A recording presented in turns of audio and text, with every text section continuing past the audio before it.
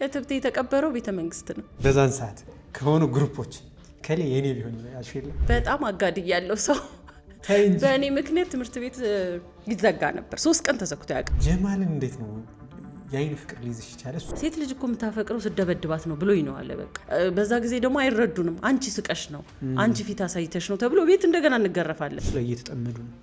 አንቺ ጋም ሊያማክሩ የሚደውሉልሽ የሚመጡ ሰዎች ምን አይነት ወጣቶች ናቸው? አባቴ ራሱ በገጀራ ቆራረጡት። መጨረሻ ወደዛ ድረስ ሄደ። ወደ ሀረር የሄድኩትም በዚህ ምክንያት። ማስታወቂያ ትሰሪያለሽ። ማስታወቂያ የሰራሽው የጀመርሽው ደግሞ ከጋሽ ውብሸት ወርቅ አለማሁ ጋር ይመስለኛል። አንዲት ሴት 14 13 12 ብታይ ኮመን ነው እዛ አካባቢ መውለድ። ግን በህይወት ያለው ልጇ 6 ልጅ ሊሆን ይችላል። ህፃናት ህክምና ላይ እያከማችሁ ይድናል ብላችሁ ያስባችሁ ህፃን አሁን እንዳልሽኝ 11 ህፃን በአንድ ቀን ሲሞቱባችሁ የሚሰማችሁ ስሜት ምንድን ነው? ልትሰቀል ያለች ሴትን አድኛለሁ። በቃ የታበተ ገመድ ፈትቻለሁ እንደማለት። ኦብሲቱን የጻፍሻት እንደዚሁ በድህነት በችግር እና በጦርነት ወይም ደግሞ በግጭት ምክንያት የመጣች ለማከም ነው። እናቶች ይደውላሉ፣ ልጄ የተደፈረች ምን ላድርግ? እኔ በቃ ጀርባዬ የተሰነጠቀ እንዴት እንደማወራቱ ላደነገጥኩኝ ነው። የውስጥ ልብሷን አይቼ እንደዚህ ደም አለ። ከበጎ ፍቃድ ስራ ወጥተሽ ወደ ፖለቲካ ስትገቢ ፖለቲከኛ ስትሆኚ እነዚህ ጉዳዮች ይቀሩ ይመስለኛል። ፖለቲካና ኮረንቲ በሩቅ ነው እንዴ? አያያዙ ማወቅ ነው። ምኑ ጋር መጠቅለል እንዳለብህ፣ ምኑ ጋር ህብረተሰቡ የተላጠሽ ቦጋ ምን አስጠጋ። ያለፍሽበትን መንገድ መልሰሽ ስታዩ ባስተካክለው ብለሽ የምታስቢው ዘመን አለ። ትለፋ ስትዳክር ብዙ አመታት ይሄን አከልኩ እኮ በቃ ከዚህ በኋላ ስልጣን ያምርብኛል።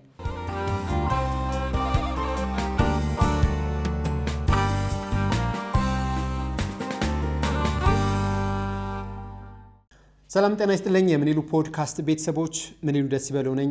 ምንይሉ ፖድካስት ሳምንቱን ጠብቆ ወደ እናንተ ደርሷል። አዲስ እንግዳ ይዤ መጥቻለሁ። እንግዳይን ከማስተዋወቂያ በፊት ግን ዩቲዩብን ሰብስክራይብ በማድረግ አብራችሁ እንድትቆዩ በአክብሮት ነው የምጋብዘው። የዛሬ እንግዳይ 3 መጽሐፎች አላት። የበጎ ፍቃድ አገልግሎትም ከ10 ዓመት በላይ ሰርታለች። የጤና ባለሙያ ናት። ከዛ በተጨማሪ በቅርብ ጊዜ ደግሞ ፖለቲካ ውስጥ ተቀላቅላለች። ማን ናት የሚለውን ከራሷ እንስማ። ሲስተር ሃሊ እንኳን ደህና መጣሽ። እንኳን ደህና ቆየኸኝ። ሲስተር ሃሊ ምንድን ነው? ሃሊ ማለት አደርኛ ነው እና ሃሊ እንፋጫና ወይም ሃሊ እንፈልጋለን ማለት መፍትሄ ማለት ነው። እና መፍትሄ በቅርቡ ፖለቲካ ውስጥ የገባሽ መፍትሄ ይፈልጋለን ማለት ነው። እናያለን እስቲ ይሆናል።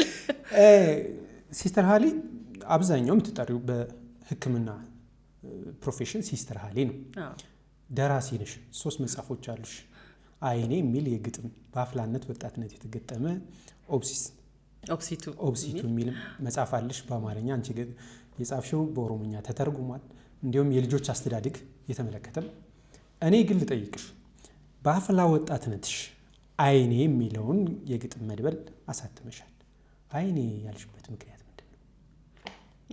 አይኔ ያልኩት እንግዲህ አንደኛው ቀጥታውን ስታየው አይን ይመስላል። አይኔ የተመለከታቸው በአካባቢ ያሉ ለማለት ነው።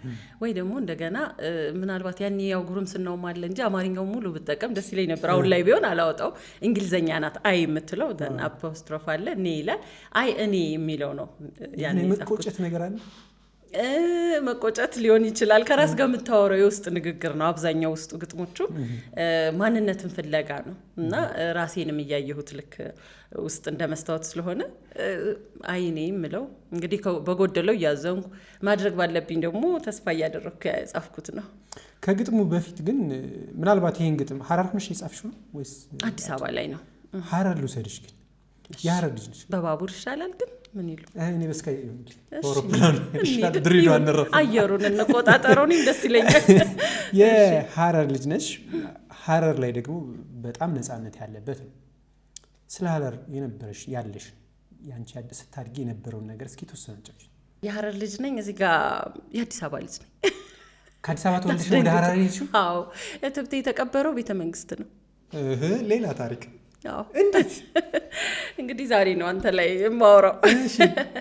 ቤተ መንግስት ጋር ነው የተቀበረው። የምሬ ነው። ትብቴ እኔ የተወለድኩት ግቢ ገብርኤል ፊት ለፊት ቢጫ ፎቅ አለች፣ ባለ 2 ፎቅ እና እሱ ላይ ነው። እናቴ እንዳጋጣሚ ከሀረር ወደ አዲስ አበባ መምህርት ነበረች ኤሌመንታሪ ላይ እና ኢትዮጵያ አንድነት የሚባል ከጎኑ ትምህርት ቤት አለ፣ እዛ ታስተምር ነበር።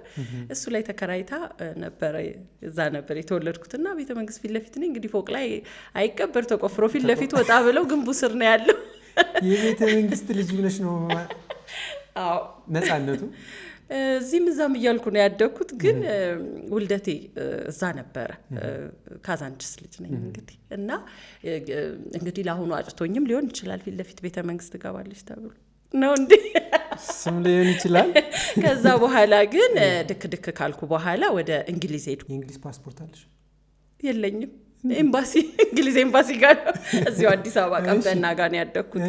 እና እናቴ ያው የሐረሪ ቤት ተወላጆች ነን፣ ሐረር ነበረች እና እዛም እዚህም እያልኩኝ ነው ኤሌመንተሪ ላይ የተወሰነ ጊዜም ተምሬያለሁ፣ እዚህም ኖሬያለሁኝ ማለት ነው። እውነታው ይሄ ነው። ሐረር ግን ምን ያህል ጊዜ ቆይተሻል? ማለት በእድገትሽ ይሆን የራሱ እንትን አለው ተስማማለሁ? ሁለተኛ የሄድኩበት ምክንያት ራሱ በጣም ከባድ ነው። አሁን ሳጫውት እንግዲህ እድገትም አይደል የምናወራው። እድገት ደግሞ በጣም ውጣ ውረድን ሞር እያየኸው የምትመጣው ሁለተኛ ደረጃ ላይ አካባቢ ስትደርስ ነው እና ከ13 ዓመት በኋላ ማለት ነው ከ14 እና የዛ ጊዜ በጣም ሐረር ተመልሼ ሙሉ ለሙሉ ሃይ ስኩል እንድማር ያደረገኝ በጣም ከባድ ሁኔታ ነው ማለት በቃ ለምድር የከበደ ብልህ እችላለሁ። እንግዲህ ላዩ ፍቅር አይነት ነገር ይመስላል። ያዛት እንዳትል መቼ ምን ያልያዘኝ ይሄንን ውበት ወደ ኋላ ወሰደው። እንግዲህ በጣም አጋድያለሁ ሰው በእኔ ምክንያት ትምህርት ቤት ይዘጋ ነበር። 3 ቀን ተዘግቶ ያውቃል። በእኔ አዲስ አበባ ኮከበ ጽባህ ነው የተማርኩት። እና በዚህ አጋጣሚ ደግሞ የሰፈሪ ልጆች የኮከበ ጽባህ ቤላ ኬንያ ኤምባሲ ዙሪያ ያላችሁ በሙሉ በጣም ነው የማመሰግነው። የዛ ሰፈር ጎረምሶች ነበሩ፣ በጣም ተጋለውልኛል። እኔና ከሌላ ሰፈር መጥቶ የሚነካኝ ካለ በጣም ዋጋ ከፍለዋል። የሚገርምህ እና እዛ ስማር ድብድብ ይነሳ ነበር። በቃ የሰፈር 01 ከሾላ ከሞቢል እንደዚህ ቀበል ይባልና ከዛ ሰው ይጎዳል። በጣም እስከ ሞት ደረጃ ደርሶ ያውቃል። ለዛ ነው ትምህርት ቤቱ 3 ቀን የተዘጋው ራሱ። ስንት ሰው ተደባድቦብሻል እስከታውቃለህ? በጣም ብዙ ግሩፖች ይሁሉ አንዱ ሰፈር ከአንዱ ሰፈር በቃ አሁን ምን ብዬ እንደማስረዳው ወደ ኋላ ውስጥ ሆኜ ነው እያወራው ያለውትና በቃ አመቱን ሙሉ የሆነ ሰፈር ከሆነ ሰፈር ጋር እሷ የኔ ናት አይነት ነገር ያው ያፍላ ፍቅር በለው። አንቺ ታውቂ ነበር እንደዛ ሲሆን? አውቃለሁ። እሱማ ያስቸግሩኛል ነው የሚባለው። መተው ያስቸግሩኛል። ያኔ በቃ እንደዚህ በጣም ጎበዝ ተማሪ ነበርኩኝ። እንደ አጋጣሚ ደግሞ እናቴም እዛው ተቀይራ አሁን ኢትዮጵያ እንድነካልኩ ኮከበ ጽባህ ኤሌመንተሪ አስተማሪ ነበረች። እዛ አባቴም ሃይስኩል አስተማሪ ነው እዛው። ግን በቃ በእኛ ጊዜ በጣም ከባድ ነበር። ይሄን ነገር ስነግርህ በእኔ ባቼ ነበሩ በጣም ያስታውሱታል። ይሄ በቃ እኔ ፈልጋታለሁ በሚል ልጆቹ ይሄ ምንድነው የሚባለው በቃ ጎረምሶች አንዳንድ እንደዚህ ገና ማደግ ላይ ያሉት ያስቸግሩ ነበርና ግሩፕ አላቸው። ፒር ፕሬዠር ማለት እንችላለን። በቃ ይሄ ያቻ ግፊት እንደዚህ በላት ተናገራት፣ እንደዚህ በላት፣ እንደዚህ የተሰማማ በቃ በጉልበት እንትን በላት ምናምን ነበርና ስትነካ የሰፈርህ ልጅ ደግሞ ዝም አይልም እና አንተ ይላል እኔ እያለሁ ይልና በቃ በጣም ድንጋይ ውርወራ በጣም ያለው ድንጋይ ውርወራ። እንዲያውም እስካሁን እንግዲህ ትልቅ ሆነን አንዳንድ ብዙ ትልልቅ ቦታ የደረሱ ልጆች አሉና ሲያስታውሱኝ የኔ ባቾች በቃ ደብተራችን እኮ እዚህ ላይ ይዘን ነበር የምንሮጠው ያው ድንጋይ እንዳይመታና ያው ጩቤ አለ፣ ብረት ቦክስ አለ፣ ሰንሰለት አለ፣ በቃ የሌለ ነገር የለም። በጣም ከባድ ነበር። ትምህርት ቤት በር ላይ ትምህርት ቤት ውስጥ በድንጋይ ነው የሚጀመረው። ድንጋይ ውርወራ እረፍት ላይ የሚጀመራል፣ ወይም ደግሞ ከትምህርት ቤቱ እየወጣን ሳለ ይጀመራል ከግቢው። ውጭ ላይ ግን ይሄ ሁሉ ያልኩ ድምፅ አልባ መሳሪያዎች በዛ ጊዜ እንግዲህ በወጣቶች ተይዞ ይቆማል፣ አንዱ ሰፈር ከአንዱ ሰፈር። ከዛ ደግሞ ማታ ላይ ይሄ እዚህ ሰፈር ልጅ እዛ ሰፈር ሄዶ እዛ ሰፈር ኢቨን ድብድብ ውስጥ የሌለውንም ሰው አጥቅቶ ይመጣል። ኧረ ተወኝ ምን ብዙ ነገር ነበርና በጣም ከባድ ነበር። ይሄ ደግሞ የሚደርስብህ እንደ ሴት እንደ ወጣት ታዳጊ ወጣት በጣም ከባድ ነበረ። አንደኛ ግን እውነት ለመናገር በዛን ሰዓት ከሆኑ ግሩፖች ከሌ የኔ ቢሆን ያሽል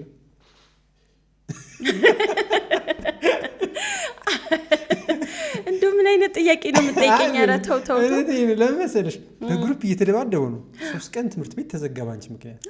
ሰው የሆነ ኩራት ይሰማሻል ብዬ አስባለሁ። በቃ ፍርሃት ነው፣ የምሬ ነው። በወቅቱ በጣም እደነግጣለሁ። ምን እየሆነ ነው ያለው? እውነቴን ነው። በቃ በጣም ያስፈራኝ። እንዴ ለህይወቴም እሰጋለሁ። ገባህ? እኔንም የሆነ ጉዳት ላይ ሊጥሉኝ ይችላሉ ብዬ በጣም ፈራለሁ። በጣም እንዲያውም ለሴት ልጅ ጥቃት እኮ ነው ይሄ። የማይንድ ቶርች ነው በእውነት ማይንድ ቶርች ነው። በቃ ቤት ተኝቼ ራሱ እፈራለሁኝ። በቃ ነገ እንዴት ነው ትምህርት ቤት የሚሄደው? ከጥናቴ ይልቅ በቃ እፈራለሁ ቤቱ መንገድ ቢሄድ ጥሩ ነው እንደውም አንዳንዴ ኃይለኛ ዝናብ ሲጀምር የሚሄድበት ጊዜም አለ ዝናብ ሲመጣ ደስ ይለኛል በዝናብ ውስጥ ቢያንስ ውጭ ላይ ኖሩም በሚል ማለት ነው እንደገና ደግሞ ቤተሰብ አለ ገባ ይሰማል ቤተሰብ አባቴም እዛው ትምህርት ቤት አስተማሪ ነውና በዛ ጊዜ ደግሞ አይረዱንም አንቺ ስቀሽ ነው አንቺ ፊት አሳይተሽ ነው ተብሎ ቤት እንደገና እንገረፋለን አስበው ፕላስ መተህ ለቤተሰብ ራሱ አትነግርም እንኳንስ ልትነግር ሰምቶ የገረፈ እንዲያረጋኝ ከልክልልኝ እንዴት ይሻላል አትልም ሲብስ ወይ ጎረቤት ይነግራቸዋል አረ ልጆን እንደዚህ ሲያረጉበት እንዲህ ሲያስቆሟት እንዲህ ሲያስፈራሯት በእናንተ ምክንያት እንደዚህ አንዳንዴ ደግሞ ምን ይሆናል መሰለ ምን ይሉኝ እናቴ በቃ ለስንት ሰው ጥርስ ከፍላለች መሰለ በዛች 300 ደሞዞ 40 ብር በጥርስ በአንድ ጥርስ 40 ብር እውነት የሰፈር ልጆች ይደባደቡና ማታ መተው ያሳዩታል አብለው በቃ አንድ ወለቀ ሁለት ወለቀ ይሄው ለልጆች ስንደባደብ ይምሬ ነው ግን ልጁ ስንደባደብ ነው ፈላጊ ሊሆን ይችላል እኮ ወይ ፈላጊ ነው ወይ አስፈላ አብሮ የፈላጊ የምሬ ነው እንደው በጣም ነው ማመሰግናቸው አሁንም ደግሜ ለዚህ አብቅታችሁኛል የምር እንደው እዚህ አንተ ላይ ነው በቃ ያመሰገንኩትም እንትን ያነሳውትምና በቃ ብታይ ታያለሽ ደግሞ ልክ እንደ ሐኪም በቃ እስቲ ጥርስን ግለጥ እውነት ድሮ ይሄ አይነቃነቅም ነበር ብላ አይታ ሰጣቸው ከዛ ራይ በቃም ስንት እርሶን እቺን የመሰለች ልጅ ነው ያተረፍ ነው ምናምን ብለው እየተነጫነጩም ቢሆን ይዘው ይሄዳሉና እንደዛ ነው ያሳለፍኩት እና ከዛ በኋላ የመጣው ደግሞ በጣም እየከበደ መጣ በጣም ከምነግርህ በላይ እየከበደ መጣ ከዛ በቃ ካቅም በላይ የሆነ ነገር ደረሰ ካቅም በላይ የሆነ ነገር ምንድነው አባቴ ራሱ በገጀራ ቆራረጡት መጨረሻ ወደዛ ድረስ ሄደ ወደ ሐረር ሄድኩትም በዚህ ምክንያት ነው ከምድር ለመሬት የከበደ ያልኩ በቃ ከባድ ሁኔታ ሆነ በወቅቱ የነበሩ ሁሉም ያስታውሱታል እየቀጠለ መጣ ከዛ ሰፈር ሱቅ ተልኬ ስመለስ ሰፈር ድረስ መጥተው 6 ልጆች ትልልቅ ገጀራ ይዘው የቆጮ መቁረጫ የሚባለው ታውቃለህ በጣም ረጅም ማለት ነው እንግዲህ አሁን ምናልባት አንዳንድ ጦርነቶች ላይ ነው የምታየው እንደዛ አይነት ሰው እሱ እንግዲህ በዛ ጊዜ ደርሶብኛል ሃይ ስኩል እያለሁ ማለት ነውና እኔን አፍነው ይዘው ወደ ጫካ ሊሄዱ ነበር በዛ ሰዓት ሰው አልነበረም እንዳጋጣሚ ጭር ብሎ ነበር ኬንያ ኤምባሲ ዳገቱ ወደ ላይ ነው ሰፈራችንና ቅርብ ነው ወደ ዳገቱ አሁን እንዲያውም ታጥሮ ቤተ መንግስት የጫካ ፕሮጀክት እየተሰራ ነው ወደዛ መሄጃ ጋር ነበረ አንዲት ትንሽ ልጅ ናት እንደኔ ሱቅ ተልካ ያየችውና አረ ልጆን እንደዚህ እየደበደቧት በጣም እየደበደቡኝ ነበር አልሄድም ይያል ሰው ትሄድና ትነግራለች ከዛ ነፋዘር ተኝቶ ነበር ዝም ብሎ ይነሳና የሆነ ትንሽዬ ጎማ ነገር ይይዝና ዝም ብሎ መስሎታል እሺ ብሎ ተደራጅተው መምጣታቸውን አላወቀም ደረሰ በቃ እንዴ ረፉ ምናም ብሎ አስተማሪም ነው ደግሞ ያስተምራቸዋል ግማሹ ከዛ በኋላ በቃ አውጥተው እኔ ትዝ የሚለኝ ከዚህ እንደዚህ ነው የሳቡት እንዲ ጃኬት አድርገው እንደዚህ እንደዚህ ስቡት እሱ ላይ እንደዚህ በቃ አንገቱን ሊሉት እዚህ ጋር ሲሉት እዚህ ድረስ በቃ እንዲያዘው ከዛ አንዱ መጥቶ እዚህ ጋር ከዛ በቃ ቲቸርዬ እያለ ነው ላይ ቆረጡት ቲቸርዬ ረፉ በቃ ምናምን እያለ እየቆረጡ 6 ቦታ ነው የቆረጡ በቃ እኔ ለነገሩ 3ቱን ያየሁት እነቱ በቃ ያዞረኝና ወደኩኝ ከዛ ወደኔ ያልዞሩም የሆነ ሰዎች መጮህ ተጀመረ ምናምን ሰፈር ሰው እኔንም ይዘውኝ ወጡ ሚኒሊክ ሆስፒታል ተወስደን የነቃሁት እኔ ያልተወጋሁም እንጂ በጣም ተደብድብ ያለው እሱ ግን ከሞት ነው የተረፈው በቃ አባቴ ማለት ነው ይሄው በህይወት አለ እግዚአብሔር ይመስገን በጣም ይሄ ማይንድ ቶርች የደረሰብኝ ነገር ነው በጣም ማይንድ ብቻ ሳይሆን የአካላዊ ጥቃት በዛ ምክንያት ነው ከዛ በቃ በጣም አይምሮ ጉዳትም ደረሰብኝ በቃ ትምህርት ራሱ ጠላው እንደዛ ጎበዝ ከ1 እስከ 3 ሞጣ ልጅ ነኝ ማንንም ያውቃል በጣም በቃ ተቋቁሜ እዛ ደርሼ ነበር ከዛ በኋላ አልቻልኩም መሄድ አለብኝ በቃ ማቆም አለብኝ አልኩ እንደውም ትምህርቱን ከዛ አክስቴናት ያው አክስቴም ጋር እንደነገርኩ ኤሌመንታሪ መሄድ ነበርና በቃ እዚህ ሁኝ ምናምን ብላኝ ትንሽ አረጋግታኝ ሊሄድ ስል ትምህርት ቤት ሄጄ ራሱ ትራንስክሪፕት ስጠይቅ በወቅቱ የነበረው ዳይሬክተር አልሰጥም አለኝ በቃ እኔ ቤት በፊት ዳይሬክተር ዘው ይሰጣቸዋል ግቢ ውስጥ እኔ ጋር ትኖሪያለሽ በቃ አለኝ እኔ ኢቭን ይሄንን ግቢም እዚህ አካባቢ ማየት ነው ማልፈልገው አለዚህ አልማርም አልኩት ጅት እዚህ ለኛ በቃ አቅፎ እንደውም የኔ ልጅ ፕሊዝ አንቺን የመሰለ ማጣት አንፈልግም ምናምን አለ እምቢ ብዬ እምቢ መለሰኝ እኔ ከዛ ፋዘር ከዳነ በኋላ ሄዶ እምቢ ብዬ በቃ እየጠበቅኩ እሱ ሲድን ሄዶ አይ ስጧት በቃ ለዚህ አትማርም አላቸው አላቋረጥኩም ክረምት የሚገርም ይሄ ነገር የደረሰው ወደ ግንቦት ፈተናን ተፈተነን ይዘኛው ፋይናል ፈተና 10ኛ እንደዛ ነበርና ከዛ በቃ ምንም አላቋረጥኩም ክረምት ላይ የዳነ መጣው ደናሴ ጳጉሜ አካባቢ መሰለኝ አይ ቲንክ ድኖ ጠየቀው ራሱ ሄዶ አይ አትማርልህም እሺ አትልም አለው ዳይሬክተሩ ቀየዘኑ ነው የሰጡት እና ወደ ሐረር ሄድኩ ሐረር ሲሄድ በፍጹም ሰላም ፍጹም ደስ ይል ነበር በቃ ለዛ ነው በቃ ከዛ አንስቾም ማላቀው ስለ አዲስ አበባ ህይወት ማንሳት ማስታወስ ማልፈለኩም እዛ ጥሩ ነገር ገጠመኝና ሐረር እንደምታውቃት አንተም ብትሄድ ሀገሬ ናት ነው የምትለው እጅብም ታላምዳለች የሚያሳዝን ነው ማለት በዛን ዘመን እኔ አሁን መጀመሪያ ስትነግሪኝ ያው ፈላጊው ብዙ የሆነ ሰው ኩራት ይሰማዋል ስንተኛ ክፍል ነበርሽ በዛን ሰዓት ሃይ ስኩል በቃ ከ9 ጀምሮ ነው ይሄ ነገር ሀፕን ያደረገ የነበረው 9 10 11 እይታ ሲበዛ ብዙ ሰው በቃ እንደተፈላጊ ይቆጥራል ያው በአንድ በኩል ቶርች የአእምሮ ቶርች እንዳለው እንደው አንቺ ግን ቅድም ያነሳልሽን ጥያቄ ሳትመልሽ ወደዚህ የመጣ ነው የሆነ ግሩፕ ላይ ምንም በቃ ስታዩ ደስ የሚልሽ ሰው ይኖርሻል ቲኔጀር አይደለሽ ልክ እንደዛ አልነበር አው መጨረሻማ በቃ እየተጎዳ ስትመጣ ኃይለኛ ሰው እስከ መጻፌ ላይ ላንስቻለሁ የሚገርም ኦፕሲቱ ላይ ትልቅ ሰውኛው ማለት ነው የሆነ እንደዛ ኢንተረስት ያደረገኝ ጀመር ጀግና ሰው በቃ ጀግና ከሁሉም ጀግና ኢንተረስት ያደረገኛል ያብሬው ባልሆንም የሆነ ውስጤ ላይ ይጭራል ፍቅር ስለዚህ ጀግኖች ይታላችሁ ግብዳ የሆነ ሰው የሚያስጥልሽ ትፈልጊያለሽ ግብዳ ሆኖ አይደለም ተደዋዳቢነት አንዳንዱ እኮ እንዴ ምንነካ ሙያ በልብ ነው ቀጠን ብሎም ጎበዛለ ብቻ በጣም ሁሉንም ይዘርር መሆን አለበት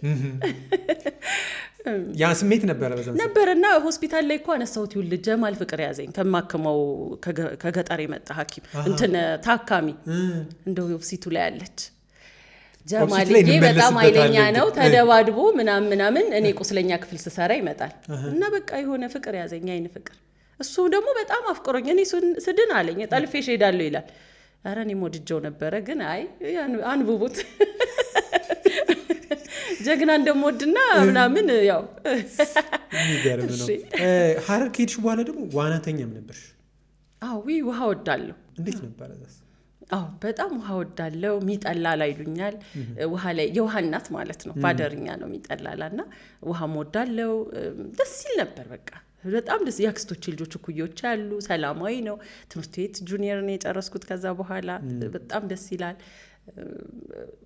ደስ በሚል ሁኔታ ነው ያሳለፍኩትና ሐረር ግን ተማሪ 11 12 ዛሬ ጨርሽ 11 12 ወጣትነት አለ እዚህኛው አዲስ አበባ ላይ ደግሞ ስታደባድቢ ነበር ትምህርት ቤት አዘጋጅተሻል እዛ ደግሞ መቼም ያው ረሃ ነው የሚባለው በሐረርኛው እንዴት ነበር እኔ በቃ ደስ አለኝ የሆነ ሰዓት ከዚህ የተጎዳው ትራውማ ነበርና በቃ ይደብረኝ ነበር ከዛ ግን ሳይ በቃ አይምሮዬ በጣም ታከመ ቴራፒ ነው ይሆነልኝና ደስ በሚል ሁኔታ ነው ያሳለፍኩት በቃ በሰላማዊ ትምህርቴንም በጥሩ እንደገና የድሮ ሞራል መጣ ደስ ብሎኝ ነው ያሳለፍኩት የነበረው ደስ ይላል ምን ልንገር በቃ ነፃነት ነበረው ሌሎች እንደዚህ አይነት በፍቅር ተሸብበው ተቀብተው የሚመጡ ጥቃቶች አልነበሩ ሰላማዊ ነበር አንቺ ላትቃለሽ እንግዲህ የዚህን እዛ ለመወጣት አያልነበረም አጋጣሚ ሆኖ ከዛ በኋላ ትምህርት የኮሌጅ ትምህርት ቤት ነበር አዎ ሚኒሊክ ነርሲንግ እንተናልና ሚኒሊክ መጣ ያኔ ወደ አዲስ አበባ ከዛ በቃ ሌሎች ትምህርቶችም ተማርኩ ወደ አዲስ አበባ ተምሬ ግን ተመልሼ ነርሲንግ ክሊኒካል ነርስ ሐረር ሄጄ ህይወት ፋና እዛው ደረሰኝ ህይወት ፋና ሆስፒታል አገለገልኩኝ ህፃንትን በአብዛኛው የሰራሁት ህፃናት ክፍል ነው ህፃናት ተኝቶ ማከም ግን የተወሰነች ጊዜ 1-6 ወር ይሆናል ቁስለኛ ክፍልም ሰርቻለሁኝ ቁስለኛ ሰርጂካል ዋርድ ቁስለኛ ተኝቶ የሚታከምበት ክፍል ሰርቻለሁኝና በተለይ ራሴን ያገኘሁት ግን ምን ይልዬ በጣም መክሊቴን የህይወቴን ለምን ተፈጠርኩ ምንድነው ማረጋው እዚህ ምድር ላይ የሚለውን ያገኘሁት ህፃናት ክፍል ሰራ ነው እስከዚህም ድረስ ያቆየኝ ብርቱ ሴት ያደረገኝ ጠንካራ ያደረገኝ የነበረኝን የተጠቂነት ስሜት በለው ወይም ደግሞ እዚህ ምድር ላይ ምንድነው ማደርገው የሚለው የትኛውንም ጥያቄን የመለሰልኝና እስካሁን መሞትለት አላማ ያስኩት ራሱ በህፃናት ክፍል በመሰራበት ጊዜ ነው አው የህፃናት ማከም ራሱ ይከብዳል ይመስለኛል የማይናገሩ ስሜታቸውን አይገልጹም አይነግሩሽም ግን ለማከም የታመመን ለማወቅ ራሱ ይከብዳል ይመስለኛል እኮ ያው ህፃናት ሲሆኑ በጣም ይከብዳል። የሚገርምህ ግን ባይዘዌ እዛ ደግሞ ስም አለኝ ሲስተር ቲሚር ነበር መባል። ቲሚር መጣች ነበር የሚሉት። በጣም ቅርበት ነበረኝ። በቅርበት ከወላጆቹ ጋር እንደምንም ምናልባት አንዳንዴ የቋንቋ እንትን ሊኖር ይችላል፣ የባህል ወይ ደግሞ እንደዚህ ያለ እንትን እሱን ሰብሬ ለመግባት በጣም እንደ እህት እየሆንኩ ቀርባቸው ነበር። ያው ፍሬሽም ግራጁዌት ነኝ እዛ የምሰራው። በጣም ቀርቢያቸው ስለምሰራ በጣም ልጆቹን ደግሞ ለማዳመጥ ልክ አሁን ያልከኝ ጥያቄ ትክክል ነው። ምንም አይናገር እዚህ ጋር መመኝ አይል፣ ግን በጣም ቅርበት ፈጠርኩ። የሚገርመው ልጆች የማይናገሩን እሰማለሁ ምለው ለዚህ ነው እንግዲህ ረጅም ዓመት 10 ምናምን ዓመት በላይ አብሬ ሰራው ከህፃናት ጋር ማለት ነው። እና ህፃናትን በጣም እረዳለሁ። የሚገርም በቃ በደንብ ለመቅረብ እሞክራለሁ። ምን እንደሆነ በቃ በትኩረት በማየት ምን ሊሆን ይችላል ብዬ በደንብ ነፍስዬን እዛ ጋር እንዲገኝ በመገኘት ማለት መገኘት ይሄ ፓወር ኦፍ ናው የሚሉት አይነት ነገር ሊሆን ይችላል። ከዛ በኋላ ሳነበው ግን መገኘት በጣም ብዙ ነገርን ይከፍታል። ነፍስህ እዛ ጋር መገኘት በአካል መገኘት ሳይሆን ነፍስህ መገኘት ሲሆን የማያወራው ያወራልሃል። በነፍስያ ትግባባለህ። የወላጆቹን ራሱ የነፍስያ ወሬዎች መስማት ጀመርኩ። ይሄ ምናልባት ወይ ሌላ አይነት ሱፐርስቲሽን ኦር ዋቴቨር ሊመስል ይችላል፣ ግን ከተገኘህ የሚገርም በነፍስ ማውራት ትችላለህ። እና በቃ በጣም ቢድንልኝ የሚሉት እናቶች እዛ አካባቢ የሚገርምህ ከሪፈራል ሆስፒታል ነው የሰራሁት እና ከሀረር ከከተማው ሳይሆን አብዛኞቹ የሚመጡት ገጠር ቀበሌዎች ነው። ታንኪዩ። እና እነሱ በቃ 10 ምናምን ልጅ ይወልዳሉ። አንዲት ሴት 14 13 12 ብታይ ኮመን ነው እዛ አካባቢ መውለድ። ግን በህይወት ያለው ልጇ 6 ልጅ ሊሆን ይችላል። አብዛኞቹ በህይወት ልጆቻቸው ይሞታሉ። ምንድነው ሲባል በቃ በጣም መዳን በሚችል ነገር ነው። ምግብ እጥረት ሊሆን ይችላል። የተመጣጠነ ምግብ ወይም ምግብ አንዳንዴ ድርቅ ይከሰታል በቀላሉ። እንዲሁም ደግሞ የሆነ ቀላል የሆነ ተላላፊ በሽታ መድኃኒት ያለው ተላላፊ እና እሱ ራሱ ቢድንልኝ የሚሉት ጸሎታቸው በቃ ሀዘናቸው የጓደኛቸው ደግሞ በጣም ብታይዛ እርስ በርስ ሶሻል ላይፋቸው ደስ ሲል በቃ የጓደኛዋን የእህቷን ምናምን ይጠባበቃሉ። በቃ አንዱ ልጅ እና ጉጉታቸው ስላነሰ እንዴት ንጽህና እንደሚጠብቁ እንዴት ለልጃቸው ምግብ እንደሚያበስሉ እንዴት ነው እንጂ የሚያቅታቸው የሚገርምህ በቃ በጣም ይጓጓሉ። እናት ናቸው እኮ ወላጅ ናቸው እኮ እነሱ በቃ በጣም ልጅ ፍቅር አላቸው። እና ጠዋት ላይ አሁን ለምሳሌ ስብሰባ ምናምን ስንገባ ጠዋት ማለት ነው ሞርኒንግ የሚባላል እና አዎ ምን ይሉኝ አሁን አንድ ቀለታ ነው ማረሳው በህይወቴ እስካሁን ድረስ ጆሮዬ ላይ ያለው ማለት ነው። ምን ጆሮዬ ላይ ያለ ልቦናዬ ላይ ነው ያለው እንጂ ጆሮ ላይማ ወይም የትኛውም ጨዋታ አለ። ምን መሰለህ በቃ ዞር ይልና ሲኒየር ስታፉ ነው የሚሰበስበን ማለት ነው። ማሽንገኑን አውጡታለን። በቃ የያዛችሁትን ማሽንገን አውጡታለን ዛሬ። ምን ማለት ነው? ምን አውቃለሁ። ማሽንገን ምንድነው እንግዲህ መሳሪያ ነው የሚሆነው። አውጡዋለን በቃ እንዲህ ነው ያለን። ዞሮ ማሽንገኑን ዛሬ እንትን ብላችኋል። ማን የያዘው አውጡ ከህፃናት ክፍል አለን። ለዚያውም ህፃናት ተኝቶ ማከም ክፍል ማለት ነው። እንዴ ብለን ተያየን። እንዴ ብለን በቃ ጋውናችን አድርገን ጠዋት ነው ደንግጠን ተያየንና አየነው ደንግጠን። ግን እሱ ያውጧት መጀመሪያ ካርዶች ሁሉ እዛ ጋር አለ እያነበበ 11 ልጅ ሞቶ ነበረ በአንድ ምሽት ማለት ነው። ለዛ ነው 11 ህፃናት ከ5 ዓመት በታች የሆኑ እኛ ክፍል ተኝተው የነበሩ 11 ልጆች ሞተዋል። ለዛ ነው እንደዛ ያለን። እና ምንድነው ስንለው በቃ እስካሁን ያቃጭልብኛል። በቃ እኛ ነን ወይ ጥፋተኛ አልነው። በቃ እኛ ነን ወይ መድኃኒት ባግባቡ የለም። ልጆቹ ሲመጡ ቀንጭረዋል። እናትየው ጡት የላትም። በቃ ማጥባት ሁላ አትችልም። ራሷም ተርባለች፣ ታማለች። ምንድነው ማድረግ ያለብን? እሽኛል ነው ምንችለውን አድርገናል። እንዴ መብራት እንኳን የለም ግሉኮስ ለመቀጠል። ግሉኮስ ደግሞ የህፃን ልጅ ጭንቅላቱ ላይ ነው የሚቀጠለው። እንደው ትልቅ እንኳን ቬን እንደዚህ አታገኝ። እዚህ እኮ ነው ስካልፕ ነው የምንቀጥለው። በፋይን በሆነች በጣም ቀጭን በሆነች ይሄ ቢራቢሮ በሚሏት ይሄ በተርፍላይ ካኑላ ነው የምንቀጥለው። እሱን ለማግኘት እኮ መከራ ነው። ለዚያውም የከሳ ልጅ፣ የተራበ ልጅ፣ የታመመ ልጅ በእንቅርት ላይ ጆሮ ደግፍ በለው ተቅማጥም ይዞታል እኮ ይሄ ልጅ። በቃ እንደዛው ነው። እንዴት ስንታገል አንዳችን ሻማ ይዘን አንዳችን ልንሰካ እንደምናድር ባየ። መብራት የለም ዋርድ ውስጥ ይጠፋ ነበር በጣም። አሁን ተስተካክሏል፣ ሄጄ ጎብኝቻለሁ። ግን እኔ በነበርኩ እንደዛ ታግለን እንዲህ ስትባል ያንተ ጥፋት ነው እንዴት ሞቱ ትባላል። ከዛ በኋላ ያኔ ነው በቃ ጭንቅላቴ ውስጥ እንዲህ እኔ ነኝ አልኩ። ከዛ በኋላ አዎ አልኩኝ። ቤት ሄድኩና 2 ቀን አልተኛሁም። የምሬ ነው። በቃ እኔ ምን ልሆን ነው አልኩ። ጭንቅላቴ ራሱ በቃ ምንድነው የኔ ምን ማድረግ ነበረብኝ አልኩ። እንዴ ይሄ ሁሉ ሰው፣ ይሄ ሁሉ አገር፣ ይሄ ሁሉ ክፍለ ሀገር አንተና ኃላፊነት ስትባል አንተ ነው እዚህ ህፃናት የመሞት ስትባል ምንድነው የሚሰማ? ከዛ በኋላ አዎ አልኩኝ። በቃ እኔ ነኝ ልክ ነው፣ እንደ ሰው መነሳት አለብኝ አልኩ። የምችለው መፍትሄ መሆን አለብኝ። በቃ ከዛ በኋላ ነው የትም እየሄድኩኝ መስጊድ አይቀር የትም አይቀር የቤት ቸርቾች አይቀረኝ እናቶች ማስተማር ስለ ንጽህና ምግብ እንዴት እንደሚሰራ በቃ ፍሪ ሰርቪስ ውስጥ የገባሁት ያኔ ነው። በቃ በጎ ቢያንስ በጎ በቃ ቢያንስ ሲመጡ እንደዚህ አድርጊለት ስቴጅ በቃ ዴዲኬትድ ሆኜ ማለት ነው። ከዛ በኋላ በቃ ስራዬን መልቀቅ አለብኝ አልኩኝ። ይህን ስራ ለቅቄ በደንብ በጎ ፍቃድ ውስጥ መግባት አለብኝ። በቃ የተለያዩ ይሄ ሶሻል ወርክን ዲግሪን ተማርኩ። ሌላ ይሄ ህጻናት ዙሪያ ተማርኩኝ 1-5 ነገሮች 6 በዛ ዙሪያ ይሄ ስለ ኒውትሪሽን ምናምን ተማርኩ። የሆነ እንዳለ የተማርኳቸው የሚገርሙ ወደ ላይ ለምን አልሄድሽም እንደውም ቨርቲካል ወደ ማስተርስ ፒኤችዲ ይሉኝ ነበር። ሆሪዞንታል ነው ብዙ አለ። በቃ ሆሪዞንታል አደረኩት። ያው ሁሉ እናትና ሴቶችን ለማዳን ነው የሚገርም። በቃ ትግል ውስጥ ገባሁ። ለካ እኔ ነኝ ኃላፊነት ያለብኝ። ለምን መጠቆም ትችላለህ መንግስት ነው ማለት ትችላለህ። ኤንጂኦዎች በህፃናትና እናቶች ዙሪያ የሚሰሩ እራሱ ሆስፒታሉ ትላለህ። እሺ የበላይ ሲኒየር ስታፉ ትላለህ። ልጠቁም ካልክ ሁሉንም ትጠቁማለህ። ግን እንዲህ ስትጠቁም 4ቱም ወደ አንተ ነው የሚጠቁመው። ስለዚህ ራስን እስቲ እኔ ላይ እየጠቆምኩ በቃ እስቲ የምችለው ላድርግ ብዬ ሁሉ 10 ምናምን ዓመታት መጣሁ አዲስ አበባ። ስልክም ተገኘ ሞባይል የራሴን በቃ በየቦታው አወጣ ጀመር ማስታወቂያዎች እንደዚህ በነፃ ልጆች በቃ እኔ ዋና ዓላማዬ ልጆች ከባድ ህመም እንዳይደርስባቸውና እንዳይሞቱ ነው የምፈልገው። በቃ ብዙ ወላጆችን አማከርኩ። በሚሄድበት በቃ ስራ ሰራለሁ ከጎን በጎ ፍቃድ ውስጥ በቃ በድርጅቶች ብል እንደዛ እያለ ቀጠለ። የሚገርመው ግን እኔ ለምሳሌ ህፃናት ህክምና ላይ እያከማችሁ ይድናል ብላችሁ ያስባችሁ ህፃን አሁን እንዳልሽኝ 11 ህፃን በአንድ ቀን ሲሞቱባችሁ የሚሰማችሁ ስሜት ምንድን ነው? በጣም ከባድ ነው። በጣም ከባድ ነው። የሚገርም በጣም በቃ ምን ብዬ ልንገር በጣም ያሳዝናል። ህፃን ልጅ አስበው ትልቅ ሰውም እንኳን እድሜ ጠግቦ ህይወቱ ሲያልፍ እንዴት ያሳዝናል። እንዴ ባለሙያ ብትሆንም እዛ ጋር እኮ ይከብዳል። በቃ በጣም ያሳዝናል። በቃ አይኑ ስልምልም ብሎ እንደዛ በቃ ይሰማሃል። ከእኔ መግለጽ ነው የሚከብደኝ። እስቲ ለእናቶችን የመንሰፍሰፍና የማዘን እንኳን ማየት ይከብድ ይመስላል እኮ በጣም ይከብዳል። ከመክበዱ ብዛት ደግሞ እዛ አካባቢ እንዳጋጣሚ ሆኖ የነበርኩበት በቃ አንጀታቸው እስከሚደነድን ድረስ ማዘን ይሄ ማልቀስ የማትችለው ጊዜ የሆነ ሀዘን ደርሶብህ አንዳንዴ እምቢ የሚልህም ባለ አይደል ኦቨር ሲሆን በቃ ከአቅም በላይ ሲሆን እንኳን አንዳንዴ እምባም እምቢ ይላል። በቃ ውስጥ ይተናነቃል። እምባም እምቢ ይላል። ምን እንደሚሰማህ ይጠፋል። በቃ ህመም ብቻ ይሰማል።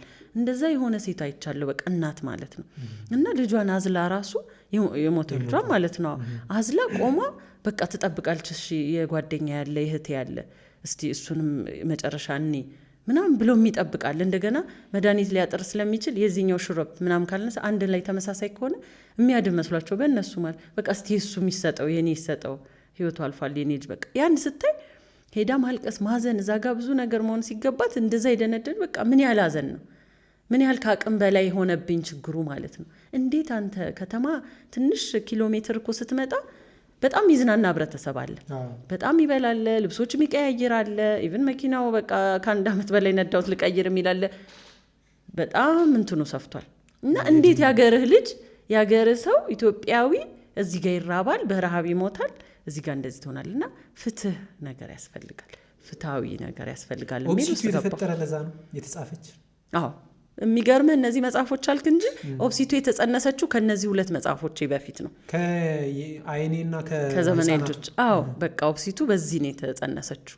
ኦብሲቱን የጻፍሻት እንደዚሁ በድህነት በችግር እና በጦርነት ወይም ደግሞ በግጭት ምክንያት የመጣች ለማከም እዛ ህጻናቶች መሀል ከነዛ 5 የምንላቸው ከሞቱት አይደለችም ግን አንድ ላይ እነዛ ህጻናት በጣም እንደ ጎርፍ ይመጡ ነበር።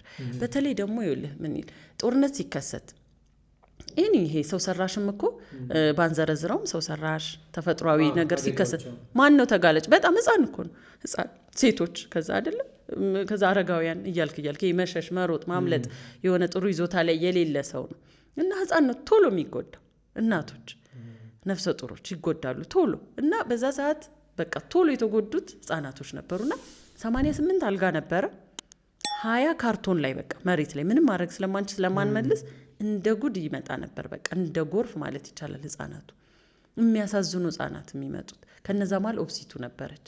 ኦብሲቱ እንዴት እነዛ ሁሉ ህጻን መጥቶ እየሄደ ያለው መሀል የያዘችሽ ብትል የኦብሲቱ ሁኔታ እኔ ይለይብኛል።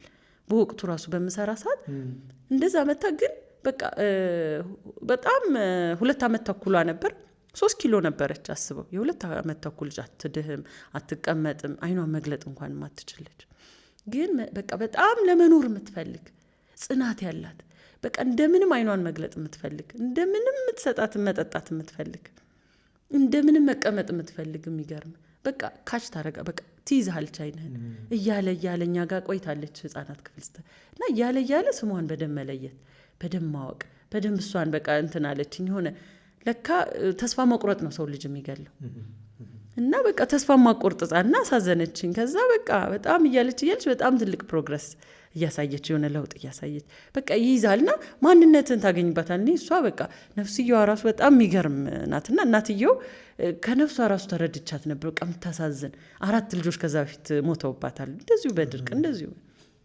እና በቃ ትድንልኝ ይሆን እያለች ራሱ የምታይ አይኗ ይናገራል እናትየው በቃ ታያለች ትድን ይሆን እያለችና ለልጅቷም ጥረት ህይወትን ያመራምራል በቃ እና እቤት ሆኜ ራሱ ረብሻቸው ነበር እንዲ ዲዩቲ ሳሎን እቤት በመሆን ወይኔ ኦፕሲቱ ድና ይሆን ዛሬስ እንዴት ሆና ይሆን ማለት ጀመርኩ የሚገርም ያኔ አክስቴ ልጅ ነበርች አብረን እንኖርና ውጭ ነው ያለችው አሁን እና ከብዙ አመት በኋላ ነው የጻፍኩት እንግዲህ ከዛ ኦፕሲቱ ይላል እንዴ ሀሊ ኦፕሲቱን ጻፍሻት ነው ያለችኝ ታስታውሰ ጧጧትኩት ረብሽኝ ኦፕሲቱ እንዴት ሆነች ትይ ነበር ስትነቂ አስታወሰቻት እሷ ራሱ አስበውና እኔ ራሴ ጋር ያን ያህል ነበር እንዴ እንደዛ ምለው አልኩኝና በቃ በዛ ቆረጥኩኝ የምችለውን አደርጋለሁ አልኩ ፈጣሪ ይመስገን ብዙ ልጆች ጋር ደረስኩ አንድ ነው ሆኜ ግን ብዙ ልጆች ጋር ለመድረስ ቻልኩ በስልክም ብዙ ህይወትን አዳንኩ ብዙ ልጆች በቃ ህይወታቸው ከሱስም በለው ለመኖርም በለው ልጆች ላይ ሊደርስ የነበረ አደጋ በለው ከአደጋ ቀድሞ በመከላከል ከወላጆች ጋር በመስራት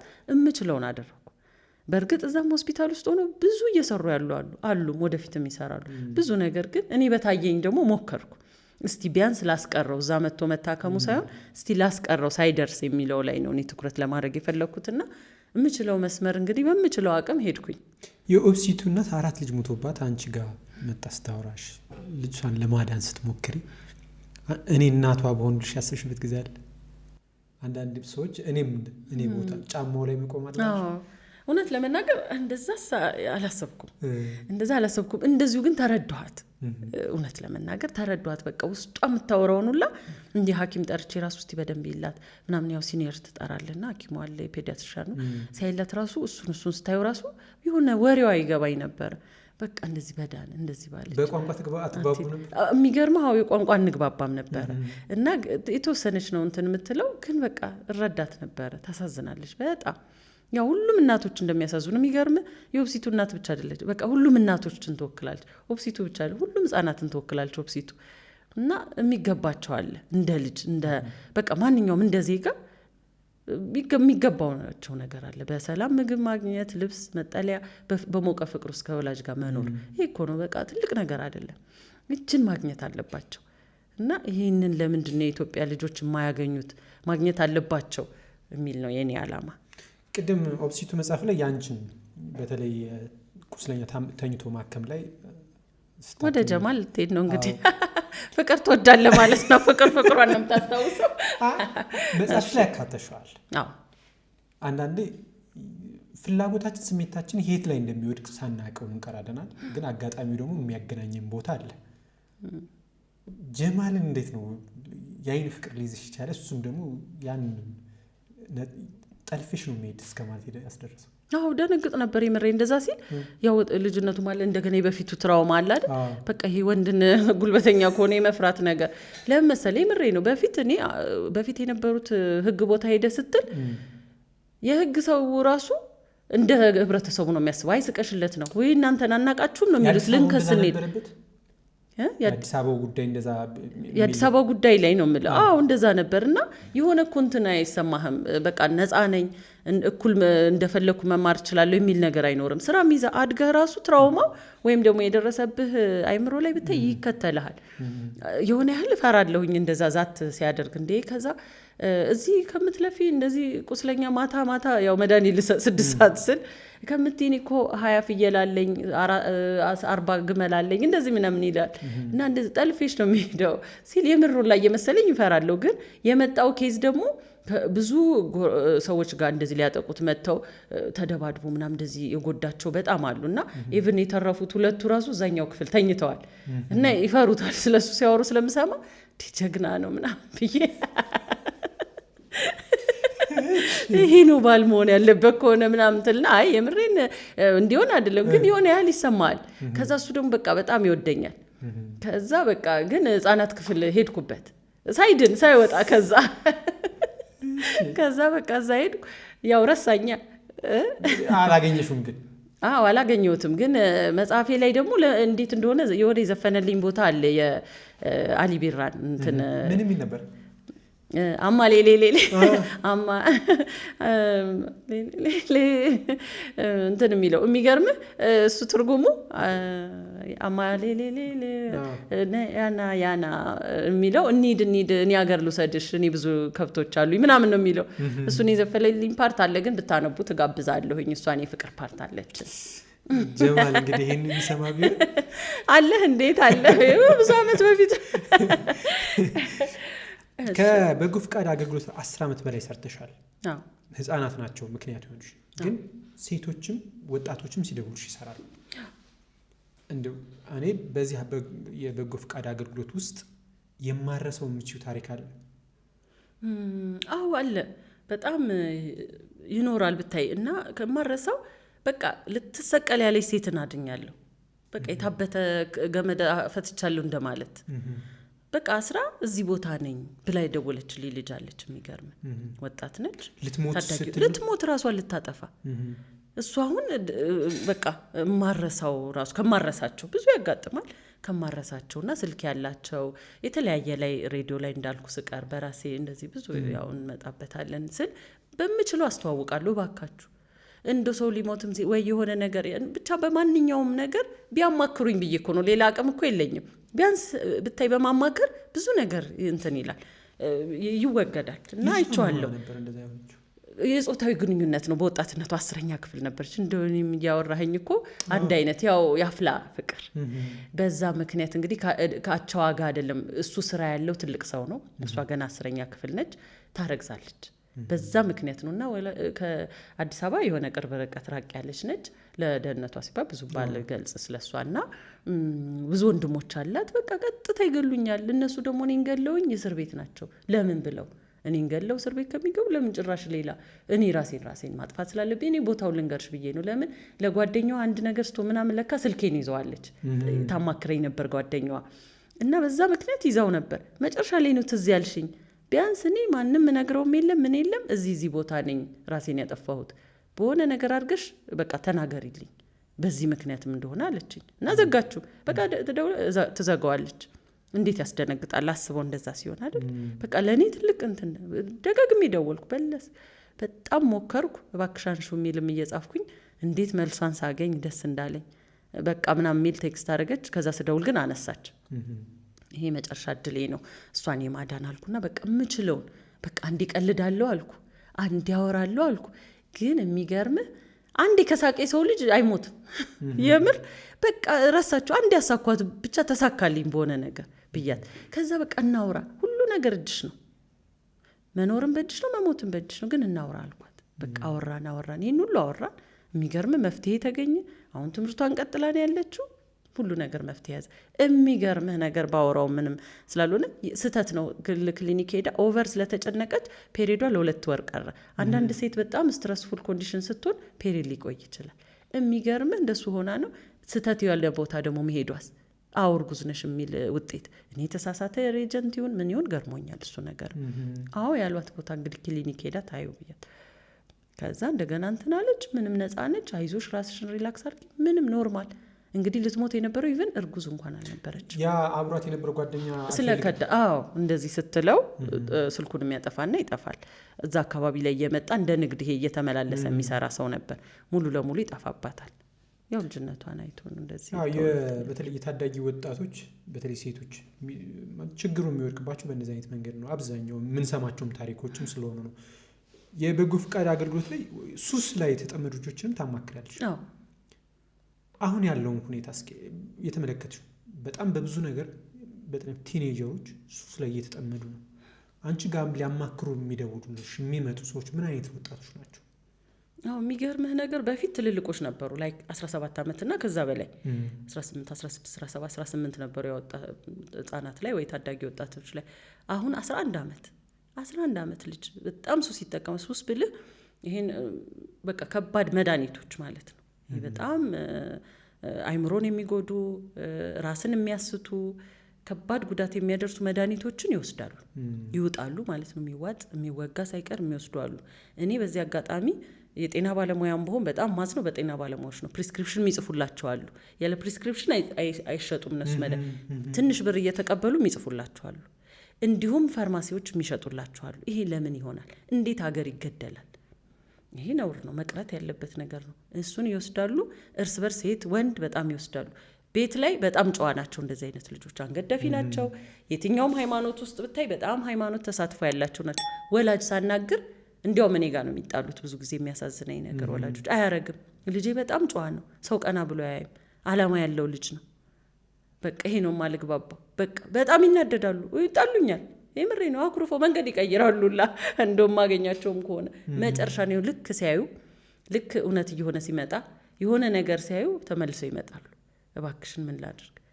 ከዛ በቃ እኔማ እነሱ ስላሉ አልተውም ልጁን እንትን እላለሁ። ግን በቃ በጣም ይቆጣሉ፣ በጣም ይጣሉ አሉ። እና ወላጆች አሁን እኔ ለወላጆች ነው ልጆቻችሁን አታውቋቸውም። በቃ በግልጽ ማወራው ብዙ አመታት አይቻለሁ። በሱስ ሰርቻለሁ ልጆች ላይ እንደዚህ። በተለይ ይሄ በጣም ላመሰግነው የምፈልገው ስለ እናት ድርጅትን ስለ እናት የበጎ ማሳደጊያ ህጻናት ማሳደጊያ ታውቀው ከሆነ በጣም ደስ የሚለው እዚህ ላይ ይሰራል። እዛው የሚያድጉ ወጣቶች አሉት። ከውጭ የሚመጡ ወጣቶችን በጣም እንደዚህ አይነት ትሬኒንጎች ያዘጋጃል። እኛን በጎ ፈቃደኞች እዚህ ላይ በጣም እንድንሰራ ቦታ ያመቻችልናል። በጣም እንሰራለን እና የድርጅቱን ባለቤት ያሬድ አብዱን በጣም ነው የማመሰግነው በዚህ አጋጣሚ በጣም እንድንሰራ ያደረገን ማለት ነውና ሌላውም እንትና እድለኛው ዮኒ በማለት ራሱን ዮናታን በማለት ጉድ ላክ ሱስ ታውቀዋለህ? እሱ በጣም ጥሩ ልጅ ነው። እሱም ራሱ 18 አመትና ከዛ በላይ ሱስ ነበር። በእኔ ብቃ ብሎ እንግዲህ ለብዙ አመታት ይሄው ትውልድን ብዙ ሺህ ወጣቶችን እያሰለጠነ ነውና በግሌም እንደዚህ የስብዕና ግንባታ በማዘጋጅበት ጊዜ ወጣቶች ላይ በተለይ ሃይ ስኩል ላይ ያሉ በጣም በነፃ በበጎ ፍቃድ እየመጣ የሚያሰለጥንልኝ ልጅ ነው እድለኛው ዮናታን። በጣም ነው የማመሰግነው። እንደዛ ነውና ያየነው እርስ በርስም ቁጭ ብለን እናወራለን። ወላጅ አያውቃቸውም። በቃ ነው ይሉሃል። በቃ አይሆንም። ልጆቹ ግን እንደኛ ጊዜ ምን አልባት ማለት ነው ለመጥራት ካስፈልገ ጫት ይቅማል ኦር የሆነ አረቄ ምናምን እንደዚህ ወላጅ አይቶ እንትን ይላል። ጠላ እንደው ላልላቸው ነበር እነሱና እንደሱ ነው የሚባለው። አሁን የለም በቃ መድኃኒቶች በቃ እንደዛ ይወስዳሉ። የሌለ በቃ አረ እኛንን ልጅ ምናምን ትላለህ እኮ እነሱ የደረሱበትን ስታይና ያ በጣም ይጎዳቸዋል። ይሄ ፒር ፕሬዠር ነው፣ ያቻ ግፊት ነው። በቃ አንዱ ሲያደርግ ያሉ በቃ ይሄ ወጣትነት ትዝ ይልሃል። ትኩስነት እኮ የሆነ ወንዱ ፊልም ያየው ምናምን አመት ላይ እኔ አሁን የሚገርመኝ 11 12 13 አመት ላይ በእኛ ጊዜ እኮ እንደዛ ማለት በእኔ ጊዜ አንተ ያንግ ነህ ልጅ ነህ አይደል? ባንተም ደህና ነበር። ሱሪ ተቀዶ ተጥፎ ያቺ ቀይ የምታበራው እንደ ይሄ የትልቅ መኪና መብራት መስሏል። ቀይ ሰማያዊ ሱሪ እኮ በቀይ ይጣፍልሃሉላ። በቃ እሱ ነው የምልሽ ታዲያ እንዴ! ኧረ በጣም ሱሪ በቀሚስ ሁለት እንዴ! እኔ የ9ኛ ክፍል እኮ እንዴት ተጋደሉብኝ ነው የምለው። እንዲና እንዲያስይዤ ነው ያለው በሆነ መታወቂያ ላይ ልጅ ነን እኮ ሃይ ስኩል ራሱ እኔ ይገርመኛል። አሁን ግን በጣም 10 አመት ላይ ትልቅ ነው። እንዲያውም በዚህ አጋጣሚ ደግሞ ለእናቶችም እንደው ይሄንን ሲመለከቱ መልእክት ከሆነም ምን ይሉዬ ብታይ ብዙ የሚገጥመኛ ሆነ አሁን ልጄ ተደፈረች እያሉ የሚደውሉ እናቶች በቃ ካምና ጀምሮ ካቻምና 2 አመት እናቶች ይደውላሉ። ልጄ ተደፈረች ምን ላድርግ? እኔ በቃ ጀርባዬ ተሰነጠቀ እንዴት እንደማወራቱ ላደነገጥኩኝ ነው። ውስጥ ልብሷን አይቼ እንደዚህ ደማለ በቃ ምናምንና የት ልውሰዳት ማን ላናግር ምናምን ብላ ደወለች አንዷ። ኧረ ተይ እርግጠኛ ነሽ ምን አይተሽ እንዲ አይነት ብሊዲንግ ደማይ እስቲ አዋሪ ስንት አመቱ 10 ምናምን አይዞሽ አረጋግቼ በቃ እንዲ ይሄ በእድገት በመለ ፔሪድ እያዩ ነው ብዙ ህጻናት ፔሪድ ነው 9 አመት ጀምሮ እየመጣ ነው። የሚገርም አሁን ያልከው በእኛ ጊዜና እንደዚህ ተቀይሯል። አሁን በእኛ 7ኛ ክፍል አይደል የሚጀምረው ሪፕሮዳክሽን ትማርኩ አታውቀውም። አሁን እኮ 4ኛ ክፍል መጥቶባቸዋል ኦልሬዲ ፔሪድ ሪፕሮዳክሽን ሲጀምር እንደም አይንሽ እንድታያለ። አዎ ሴት ናት ወንድ ናት ወንድ ነው ያስተማረ ሴትም ወንድ አስተምሯል። 7 እኮ አይረሳም። 7 8 9 10ኛ ክፍል ሪፕሮዳክሽን የሚጀምረው ፖርሽኑ ይታለፍ ነበር እንጂ እንደውም ይዘሉት። አዎ ማለት ሴት ከሆነች አስታውሳለሁ ፕላዝማ ያስተምረናል። ሳደግሞ የለም አደግሞ ታልፋለች። እኛ በደንብ አስተምሮናል። ወንድ ያው ትንሽ ኮረመ መጽሐፍ እንዲያርገን ነው የምናየው። ያሁን ላይ ግን አስቢው 4ኛ ክፍል ጀምሯል። አዎ እናት እንትኑ ራሱ ትምህርት ፖሊሲው በቃ ወይ ከ3 መማር አለባቸው። አዋ እንደ እድገት መሆን አለበት ከ3 አሁን 4ኛ ክፍል ብዙዎቹ ፔሪድ ራሱ ያያሉ 4ኛ ክፍል እንደዛ የሆነ በቃ እድገት ቶሎ ሆኗል። እና ይሄ አሁን እንዴት 11ኛ ያልከኝ ነው ወደዛ የመጣሁት። በቃ ሴቷም ወንዷም 10 ዓመት ጀምሮ ፒበሪቲ ይጀምራል። እንደ ድሮ ይሄ 15 16 ይጀምራል ቀርቷል።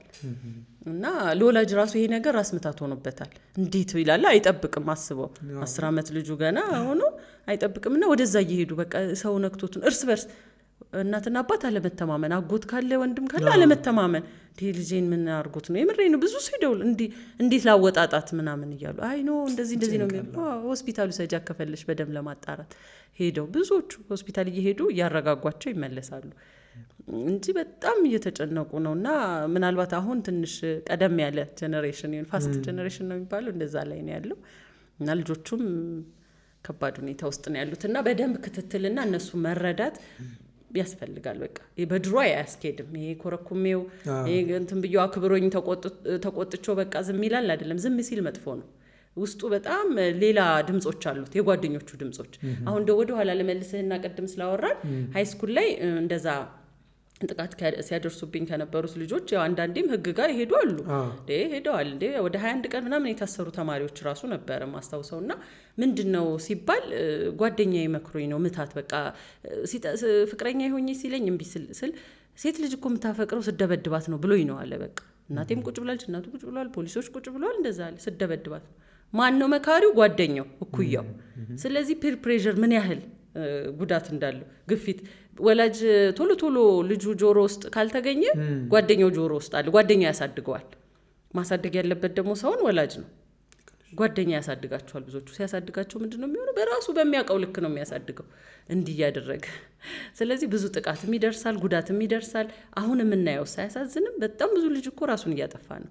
ቅድም የገለጽኩት አንዱ ሆኖ ሴቷ ብዙ ልጅ ግን በጣም በቀላል ነገር ለወላጅ ቢያወራ የወላጅ ክትትል ቢኖር መምህራን በቅርበት ቢሰሩ መንግስት ትኩረት አድርጎ እነሱ ሙያና እነሱም በደንብ ክትትል የሚያደርግ ስልጠናና ትምህርት ፖሊሲውንም ቢያስተካክል መግቢያ መውጫቸው በትክክል ቢስተካከል ፍትሃዊ ነገሮች ቢኖሩ ብዙ መቅረት ያለባቸው የራስ ማጥፋት ሶሻል ሚዲያው ራሱ እኮ አንድ ኢምፓክት ነው በዚህ ጉዳይ። በጣም አንቺ ጋር የሚመጣልሽ ነገር አለ በዚህ ጉዳይ? ሶሻል ሚዲያው እንደዚህ ያደረጋቸው ፕሬሸር የፈጠረባቸው ሚዲያዎች ለምሳሌ አሁን ላይ የወሲብ እንትኖች ሳይቶች የሚያዩ ወጣቶች በጣም ብዙ ናቸው እንሰማለን።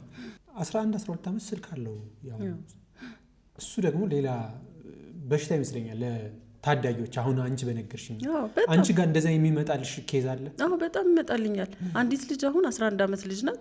የ7ኛ ክፍል ተማሪ ነች። ተደፍራ መጣች እና እንዲያውም በጣም በአንድ ሰው ሳይሆን ከ3 ሰው በላይ በሆነ ነው ያምና ላይ ነው ፖሊስ የሚያዘው ኬዝ ነው። ወደዛ መርተናል። ሴቶች ጉዳይ ብዙ ወላጆችም የገቡበት ነው። ምንድነው ይቀጥሯታል። እዛ ላይ ታወራለች፣ ሁልጊዜ ታወራዋለች ልጁ። አዎ አንድ ልጅ ነው ፎቶ እንደዚህ እንደ ኩያዋ አድርጎ ነው የኩያዋ ፎቶ ነው የሚልከው። ከኩያዋ ትንሽ ከፍ ያለ በቃ እንደ ፍቅረኛ እንደ ቦይፍሬንድ አይነት ነገር እንደዛ ውስጥ ይገባሉ። የምታውቀው መሰላት ሁሉ ቀን ስለሚያወራት የሚያወራት የሚገርመው ወደ 2 ወር 3 ወር ቀጥሏል። እንገናኝ አላላትም ግን በቃ ወንድም ነው በዛ የሚሆነው። እሷ እንዴት እንደተሰማት ባላቅምና በጣም ቅርበት በቃ የምታውቀው ሰው ከወላጅ በላይ የምታማክረው ሰው ሆኖ ቁጭ አለ። ከዛ በኋላ ከትምህርት በኋላ የሆነ ቀን ግማሽ ቀን በሚማሩ ጊዜ ዛሬ ግማሽ ቀን እንደዚህ ነው እዚህ ጋር ነይ ሲላት ለማንም ግን ሳትነግሪ ነይ ይላትና ለማንም አትነግርም። የምታውቀው ሰው ጋር ነው የምትሄደው። እንደዛ ሆና በጣም ጥቃት የደረሰባት ልጅ አለችና እንደዛ ሁላ ይሆናል። ሶሻል ሚዲያ ምን ያህል እንደሚያታልል የማታውቀውን ሰው እንደሚያውቅ ሰው እንደሚያስብልህ እንደሚወድህ እድገትህን እንደሚፈልግ ሆኖ ከእናትና አባትህ ከወንድምህ በላይ እንዲሰማ አደረገ ለዚች አንድ ፍሬ ልጅ ማለት ነው። እና በዚህ ምክንያት ጥቃት ይደርሳል። ከባድ ነው። በጎ ፈቃድ አገልግሎትን ግን ስትጀምሪ በህፃናት ጀመርሽው። የቤት ሰራተኞች ይደውልሻሉ፣ ወጣቶች ይደውላሉ፣ ብዙ ሰዎች ምንም ገቢ የለውም ግን ስራው ላይ በጣም 24 ሰዓት ስልክሽ ክፍት ነው። አይከብድም? እኔ ምንም አስቤውም አላቅም። በቃ ደስ ነው የሚለኝ ያዛ ውስጥ መሰጠቴ ደስ ነው የሚለኝ። ምንም አስቤው ራሱ ይጨንቃል ይከብዳል ብዬ በቃ እንደው ደውለውልኝ መፍትሄ መገኘቱ ነው ደስ የሚለኝ። በቃ አንስቼ አውርቼ እንዳልከው የቤት ሰራተኛ ይደውሉልኛል። የደረሰባቸው ህጻናቶች ሊሆኑ ይችላሉ። እናት አባታቸው ስለተለያዩ ወይ እናታቸው ትሞትና አባትየው እንጀራ እናት ትሆንና ከዛ አይስማሙ ብዙ ጥቃት ይደርስባቸውና ሰው ጋር ይገባሉ፣ ሰው ጋር ጥቃት ይደርስባቸዋል በዚህ አጋጣሚና ብዙ ሴቶች ያሳዝናሉ። ህጻናቶች፣ ታዳጊዎች ትምህርታቸውን ይፈልጉታል፣ አይማሩም። ለምን? ሰው ቤት ስለሚሰሩ አያስተምሯቸውም። እንደዛ ይደውሉልኛል። እሱን ስልክ አግኝተው ተደብቄ ነው ሰው ቤት ነው የምሰራው። እነሱንም በቃ ቢያንስ ተስፋ የማሳየት ነገር፣ ትንሽ ጊዜ ታግሰው ህይወት እንደሚቀየር ብዙ ነገር እናወራለንና ያረጋጋቸዋል። በጣም ደስ የሚል ረጅም ዓመት አብረን እያወራን የቀጠሉ የሚገርም ጥሩ ቦታ ላይ ደረሱ። ትምህርታቸውን ከጎን እየተማሩ ከሰው ቤት ራሳቸው ተከራይተው ሰው እንትን እያሉ ጀበና ቡና የጀመሩ ብዙ አሁን በጣም እየተመለከቱኝ ያሉ ብዙ ቦታ ይደረሱ አሉ። እውነት በቃ ደስ ይላቸዋል። እኔ እጅግ ደስ ይለኛል። ምን ይሄ ከብር 1 2 3 ተብሎ ከሚከፈልህ በላይ ነው። በእውነት በጣም ትልቅ ክፍያ ነው። የሰው ልጅ እንደዚህ ሲደርስ እኔ አቅመ ደካማ ነኝ፣ እንዲያውም በጣም በቃ ሴት ነኝ፣ አፍሪካ ውስጥ ነው የምኖረው፣ ገና እያደገች ያለ ከተማ ውስጥ የራሴም ተግዳሮት አለ። ይሄን ስልህ አልጋ ባልጋ አይደለም፣ በጣም ከባድ ነው ማሳልፈው ራሴ የራስ ገቢ በጣም ከባድ ነው። ግን ይሄ ብርታት ይሆናል ብታይ፣ ለሰው ስተርፍ ስታይ፣ ለዚያውም በቃ ብዙ እንትን ለማይል ጊዜ በመስጠት ብቻ የምታውቃትን ጭላንጭል በማጋራት ብቻ ይሄ የሰው ህይወት ሲስተካከል ስታይ እንድትገፋበት ያደርጋል። ከመጽሐፉ ውጪ ማስታወቂያ ትሰሪያለሽ። ማስታወቂያ የሰራሽው የጀመርሽው ደግሞ ከጋሽ ውብሸት ወርቅአለማሁ ጋር ይመስለኛል። አዎ። የምን ማስታወቂያ? እንዴት ተገናኛችሁ? እንዴት ሰራሽ? እንደው እንደዛ ስትል ጋሽ ውብሸት ወርቅአለማሁ እኔ ኃይለ ሥላሴን ነው የሚመስሉኝ። ለምን እንደሆነ አላውቅም። የምር እንደ ሁሌ ነፍሳቸውን ይማረውና እሳቸው ቢሮ ስንሄድ አንበሳ ማስታወቂያ ሚክስ እዛ ጨለለቅ ህንጻ ፊት ለፊት እና ጨለለቅ ህንጻ በቃ እሳቸው ይመስሉኛል። እንዴት እንደው ከእሳቸው ጋር መስራቴ ደግሞ ማስታወቂያ ሰርቻለሁ እኮ ምንድን ቅድም ቆንጆ ነሽ ቆንጆ አይደለሽም ስትለኝ የነበረው እንደው ሞዴል ነበርኩ እኮ ተው እንጂ። በጣም ብዙ ማስታወቂያ 8 ማስታወቂያ ትልልቅ ለዚያውም እንዴት ብዬ ልንገር። እሳቸው ደስ ይላሉ። እንደው ለሴት ልጅ ያላቸው ክብር በዚህ አጋጣሚ ከእሳቸው ከትልቁ ስለተነሳል እሳቸው ጋር ማስታወቂያ ሰራ ነበርና እንዴት ደስ እንደሚሉ ለሴት ያላቸው ዙፋን አላቸው ቢሯቸው። በቃ ደግሞ በቃ ካባ ያደርጋሉና ዙፋን አላቸው ሲሉ እውነት እኔ እንደዛ በቃ በአይኔ ኃይለ ሥላሴን እያየሁ ነው የሚመስለኝ። ደስ የሚሉ ነበሩና ያስገመግማል። ከዛ ድምጻቸው ደግሞ እኛ ያው እንትኑን ነው የምንሰራው ይሄ ሞዴል ምስሉን እና ማል ይገባል። በቃ አቢሲኒያ ባንክ ሞባይል ባንኪንግ ሲመጣ ሰርቻለሁ አበሻ ልብስ ለብሼ። ከዛ ደግሞ ጊፍት ሪል ስቴት እሱ ነው ትልቁ እንዲያው ማስታወሰው። ጊፍት ሪል ስቴት ነው እሳቸው ነበር የሚያስተዋውቁት። አዎ ጊፍት ሪል ስቴት ሲል ኧረ ተው አልበለው እንደ እሳቸው ሲያስገመግም። ከዛ የጊፍት ሪል ስቴት ጊዜ ምን አለ መሰለህ ትልቁ ማስታወሰው እኔ እድለኛ ነኝ ባክን 31 ዓመት ሙሉ ኢትዮጵያ ለአፍሪካ ዋንጫ አላለፈችም። ያኔ ሰውነት ብሻው ያዛቸው ጊዜ ሲያልፉ ታሰብ የዛ ጊዜ መሀል ላይ የኛ ማስታወቂያ ነበር የሚገርምህ የሚመጣው ጊፍት ሪል ስቴት ፌመስ ይሆንሽበት። አዎ ደስ ሲል ብታይ ደግሞ ማለፋችንስ ደስ አይልም? እንደዛ መሀል ላይ የኳሱ ጨዋታ እየታየ ይመጣ ነበር። ቴሌቪዥን እንደዚህ ከግማሽ ጊፍት ሪል ስቴት እያለ ስክሮል ከታች ያደርጋል ምናምን። ከዛ የኛ ማስታወቂያ መሀል ላይ ይመጣል። ከጎን ማራማዝ እንደዚህ ቆረጥና የኛ ማስታወቂያ ይታያልና እንዴት ፌመስ ሆንኩ መሰለ። እና እዛ ምኖር የሚመስላቸው ነበር ሰዎች ብታይ እንዴት ነው ይመቻል ምናምን አሪፍ ነው ኑሮ። ከዛ አሪፍ ነው። አንድ ቀን ለዚያውም ደጁ ላይ ይጽፍ ግቢ ውስጥ ከሆነች ውሻ ጋር እየተሯሯጥ ግን በቃ እንደዛ ዋጋውስ ምናምን ይሉኛልና እንደዛ ነው። እና ጊፍት ሪል ስቴት አረታው እንደ ትላለህ በዚህ አጋጣሚ። እና ከዛ በኋላ አቢሲኒያ ባንክ ምናምን ጃይንት እንትን ያስተዋወቅኩት ደስ የሚለው። ከዛ አፍሪካ የኮንቬንሽን ማዕከል መሰለኝ ሲገነባ እሱን አክሲዮን ገዢ ሆኜ የመጀመሪያው እሳቸው ነበር የሚያስተዋውቁት። አዎ እሳቸው ከነማጋ ሰርቻለሁ መሰለ። እንደው ስሙ እንዳላሳስ እንደው ወዶ ማከብረው አርቲስት ነው ኤፍሬም መሰለኝ። ጺማም ድረት ብዙ ፊልሞች ይሰራል። እኔም እንዳላሳስ እኮ እንደው ትልቅ ሰው ስንጠራና ኤፍሬም ነው ግን መስለኝ እነሱ ጋር ሰርቻለሁ። ከዛ ደግሞ እንጂ በጣም እሺ የዛን ጊዜ ሰው ለሰው ድራማ እሱ ላይ በጣም ተወዳጁ ማን ነበር? አስናቀ ማስፈሪው ነው ማለት ስለምወደው ነው እንዴ እንደኔ ጉልበተኛው ነው እንደምትወደው ሰለሞን መስፍኔ ባለው ነው አይደል? አዎ ሰለሞንም ልክ ነህ። መስፍኔም አይደል? መስፍኔ እንደዛ በጣም በሚወደድበት ጊዜ የመስፍኔ ሚስቶኝ ሰርቻለሁ። ዝና ብዙ እውነተኛ ስሙ ዝና ብዙ ሚስቶኝ ካንጋሮ ጫማ አዎ ካንጋሮ ጫማ አብረን ሰራን። በቃ እዛ ስንሰራ ይሄ ቦሌ መንገድ ላይ ምናምን ነበርና በቃ ያስኬዱትም ነን ግርም እያለ ያኔ በቃ ምንም ሚዲያ ታይቻለሽ አብሬ መስራቴ እንዴ አብሬ ቆማለሁ በደም ሲጨብጡት ራሱ መስፍኔ ይሉታል። በቃ ስንሄድ ምናምን መስፍኔ ይሉታል። በጣም አንተ የኢትዮጵያ ደስ አለኝ በቃ የሚሰራውን ሰው ሲያበረታቱ እንትን ሲሉ በቃ ይወዱታል፣ ይቆማልሽ ይላል። እና መስፍኔ ይሄ በሳይኮሎጂ ኮምፐልሲቭ ይሄ ኦብሰስድ ሆነ ኮምፐልሲቭ እንትን የሚባል አለ። ይሄ በጣም እጅ መታጠብ ቶሎ 100 ጊዜ ቢያንስ ታጠባለሁ አለኝ። እኔ ራስ ቶሎ ይታጠባል እጁን። ይሄ አንዳንድ ሰዎች አሉ በቃ እንትን የሚጣሉ በጀርም ላለመያዝና ይሄ ኦብሰስድ የመሆን ነገርና ቶሎ ይታጠባል ስለሚጨብጡት አለ። እንደዚሁም ሰዎች ድንገት ካዩት ነው አጋጣሚ ያንን ሌላ ሰው ላይ ስላለ ነው እንዴ ጥላቻ ይፍራቻ ሳይሆን አለበት በቃ የሳይኮሎጂካል አንዳንድ ሰው 100 ጊዜ በላይ ይታጠባል ስንሰራና በጣም ተወዳጅ ነበረ ያኔ እሱን ሰራን።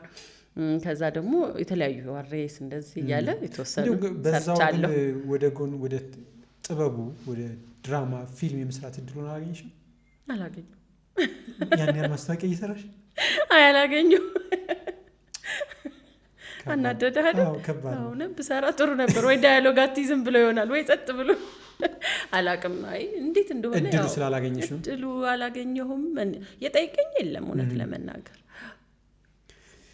ከማስታወቂያው ስራው መጽሐፍ አለ። ኦብሲቱን ግን በኦሮምኛ ተተርጉሟል። ማን ያስተረጉመልሽ? እስቲ ይሄን ሚስጥር ማውጭ። እሺ ካልከኝ ከምስጋና ጋር አወጣዋለሁ። እንዳጋጣሚ ኦብሲቱን የአማርኛ መጽሐፌን ያገኙታል ጋሽ አባዱላ ገመዳ እና ያው ጋሽ ያለው በክብርነታቸው ክቡር ናቸው። ግን አሁን ያው የዲቦራ ፋውንዴሽን ስለሚሰሩ ጋሽ ማለት ወዳለሁ። በጣም አመሰግናቸዋለሁ። ጠርተውኝ ቢሯቸው በጣም ወድጀዋለሁ። ይሄ መጽሐፍ ሁሉ ህብረተሰብ ጋር ቢደርስ ደስ ይለኛል፣ ባስተረጉመው ደስ ይለኛል አሉ። እሳቸው ናቸው ያስተረጎሙት እና በኦሮምኛም ተተርጉሟል። ኦብሲቱ ገንዘብ አገኘሽለት? ገንዘብ አላገኘው። መጽሐፍ እኮ ገንዘብ ይገኛል እንዴ አንተ? ምንም እኮ አይገኝም። በቃ ኮንሳይመንት ትሰጣለህ። ኮንሳይመንት ነው መጽሐፍት ቤት ትመላለሳለህ፣ አልተሸጠም ትባላለህ፣ ትጠብቃለህ። የደራሲ ነገርማ ይሄ ነው። ወይ በጣም ታዋቂ ስትሆን ምናልባት አንዳንድ ሰዎች ቀድሞ ራሱ ብዛት ይሸጥላቸዋል እንጂ የመጽሐፍ ነገር ተወኝ። እንደው ለስሜት ትጽፈዋለህ እንጂ ይሄ የሁሉም ልብ ስሜት ነው። በቃ በጣም ከባድ ነው። አሁን ደግሞ ወረቀት ተወዷል። በዛ ላይ ደግሞ ብዙ ነገር አለና በአጥንት በምናምን ላይ ሳንጽፍ አንቀርም ትንሽ ቆይቶ እንጂ። የጻፍሽ መጽሐፍ አለ ያልታተመ አለ 2-3 አለ። የሚገርም አንድ በደንብ ኤዲት ተደርጎ ምናምን በጣም ቆንጆ ሰንበሬ የሚል አሁን የጨረስኩ 6 አጫጭር ውስጡ ያለበት በጣም ስለ ሴትነት እንዲያውም የሚገልጽ የሴትን ህይወት የሚገልጽ እንዲሁም ደግሞ ጠቅላላ ህይወት እንዲሁም በቃ ደስ የሚል ልቦለድ ነው ሙሉ ለሙሉ። ይሄ የእውነተኛ ወግ ነው ኦብሲቱ። ያኛው ሙሉ ለሙሉ ልቦለድ ነው ግን በጣም አለ። ግን ህትመት አጥቶ ነው ቁጭ ያለው። የሚገርምህ የዘመናዊ ልጆች ክብካቤ አስተዳደግ 6 ዓመት ነው የቆየው። ከዛ በኋላ ሜጋን ይገዛኝ እንጂ ይታተም ነበር። በጣም ጠቃሚ ነው ለወላጆች በጣም እያንዳንዷን ከነፍሰ ጡርነት ጀምሮ የሚሰማ ስሜት መደረግ ያለበት የሚደርስ ነገር ያለበት ነው እስከ ውልደት እስከ 5 ዓመት የጻፍኩት። በጣም ባጭሩ በጣም ደስ የሚል ግልጽ የሆነ ስዕል ድጋፍ ያለው ሳይታተም ቆይቶ እንዳጋጣሚ ያሸንፍና ሜጋ ላይ እንዲወዳደር ለህትመት አድርጌ ያኔ ባይሆን ብር አግኝቼበታለሁ። በ2010 65 ሺህ ነው የሸጥኩት። 2010 መጨረሻ 2011 ብሎ ታትሞ ወጣና በቃ ምንም ማድረግ አልችልም። ያኔ እሱን ሸጨዋለሁ። ከዛ በኋላ ኪሳራ ላይ ነሽ? ከዛ ኪሳራ ላይ ነኝ። ግን እየጻፍኩ ነው። አይ መጽሐፍ ብር ያልነጠፈም የሚጽፍ ሰው ኦልሬዲ መጽሐፉን አያውቀውም። አፍሪ ሄልዝ ቴሌቪዥን ላይ ደግሞ ጤና ጉዳዮችን ሰሪ ነበር። ሀሊሾ ሀሊሾ የህፃናት ጉዳይ። ስንት ዓመት ነው ዛሬ ሲሰራሽ? 4 ዓመት። 4 ዓመት ሰራው። እንዴት ነበረ ማለት የእንደዚህ አይነት የሾዎች የጤና ሾዎች የምንባብ ስፖንሰር የላቸው? እግዚአብሔር ይስጥ። አፌ ቁርጥ ይበልልህ። የላቸውም። እንደ የልብ አውቃ ጋር ማውራት እንዴት ደስ ይላል። አንተ ሚዲያ ውስጥ አልነበር? አዎ በጣም የምታየው ነገር ጉድ እኮ ጉድ ነው የምታየው። ወደ ሚዲያው መጣን አይደል? በቃ እንዘርግፈው እንደው እኮ በቃ በራስ ወጪ ነው የምትመላለሰው። አውትሶርስ ነኝ በዛ ላይ እንደው እንትን የወርሃዊ ደሞዝም የለኝም። አውትሶርስ ነበር የምሰራው። ለምን ፓርታይም በራሴ ይሰራለሁ። ሌሎች ወይ ክሊኒኮች ላይ ማሰልጠኛ ላይ እንደዚህ እየሰራው እንጂ የምደጉሞ አልነበረውም። በቃ ትጥራለህ። ጤና ሲሆን ተመልካች እኮ ብዙ የለውም። ኳስ እኮ ነው ትዝ ይላል። ኳስ እኮ ነው የሚደገፈው።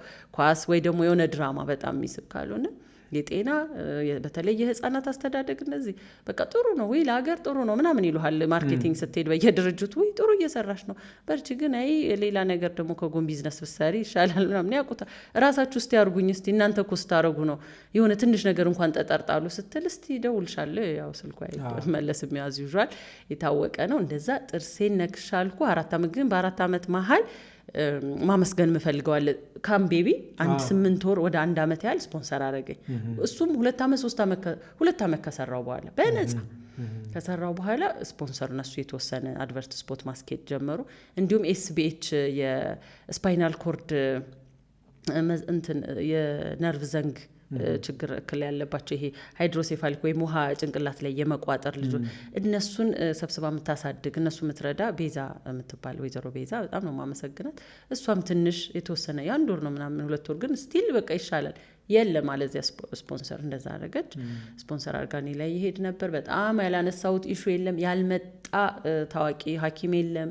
የስነ ልቦና ሐኪም የህግ ሰው የለም ያላቀረብኩት። በጣም አሪፍ ነበር፣ ቆንጆ ነበር ስለ ልጆች አስተዳደግ። ግን በቃ ምንም ስፖንሰር የለም። በዛ ላይ በቃ ትኩረት የሚሰጥህ አካል የለም። እኔ የሚያሳዝነኝ ነገር ምንድነው ወደ ሬዲዮም ላይ አለው 2 ዓመቴ ነው 018 95.1 ላይ ይሰራ ነበር። አራዳ ላይ ይሰራለሁና ራሱ ነው ህጻናት እሱ ትምህርትም ጨምሬ ማለት ነው ከአንድ ባልደረባዬ ጋር እና ትምህርት ጤና ብለንና ምንም ስፖንሰር የለም የሚገርምህ። እና እንዲያውም ኳስ ሲሄድ አሁን ቅዳሜ ከሰዓት ነበረ ኳስ ሲሄድ ይታጠፋል። ለምን ኳስ ነው ቅድሚያ የሚሰጠው። እንኳንስ ስፖንሰር ሊያደርጉ ይታጠፋልና አንጀት ብጥስ የሚያደርግ ነገር በቃ ሞራልን ስብር ሊያደርጉት የኛ አይሰበርም እንጂ የሚያደርጉት ነገሮች አሉ። አሁን ለምሳሌ ልጅ ሱስ ውስጥ ሲገባ ሲደፈር ጥቃት ሲደርስበት አካባቢ ምንም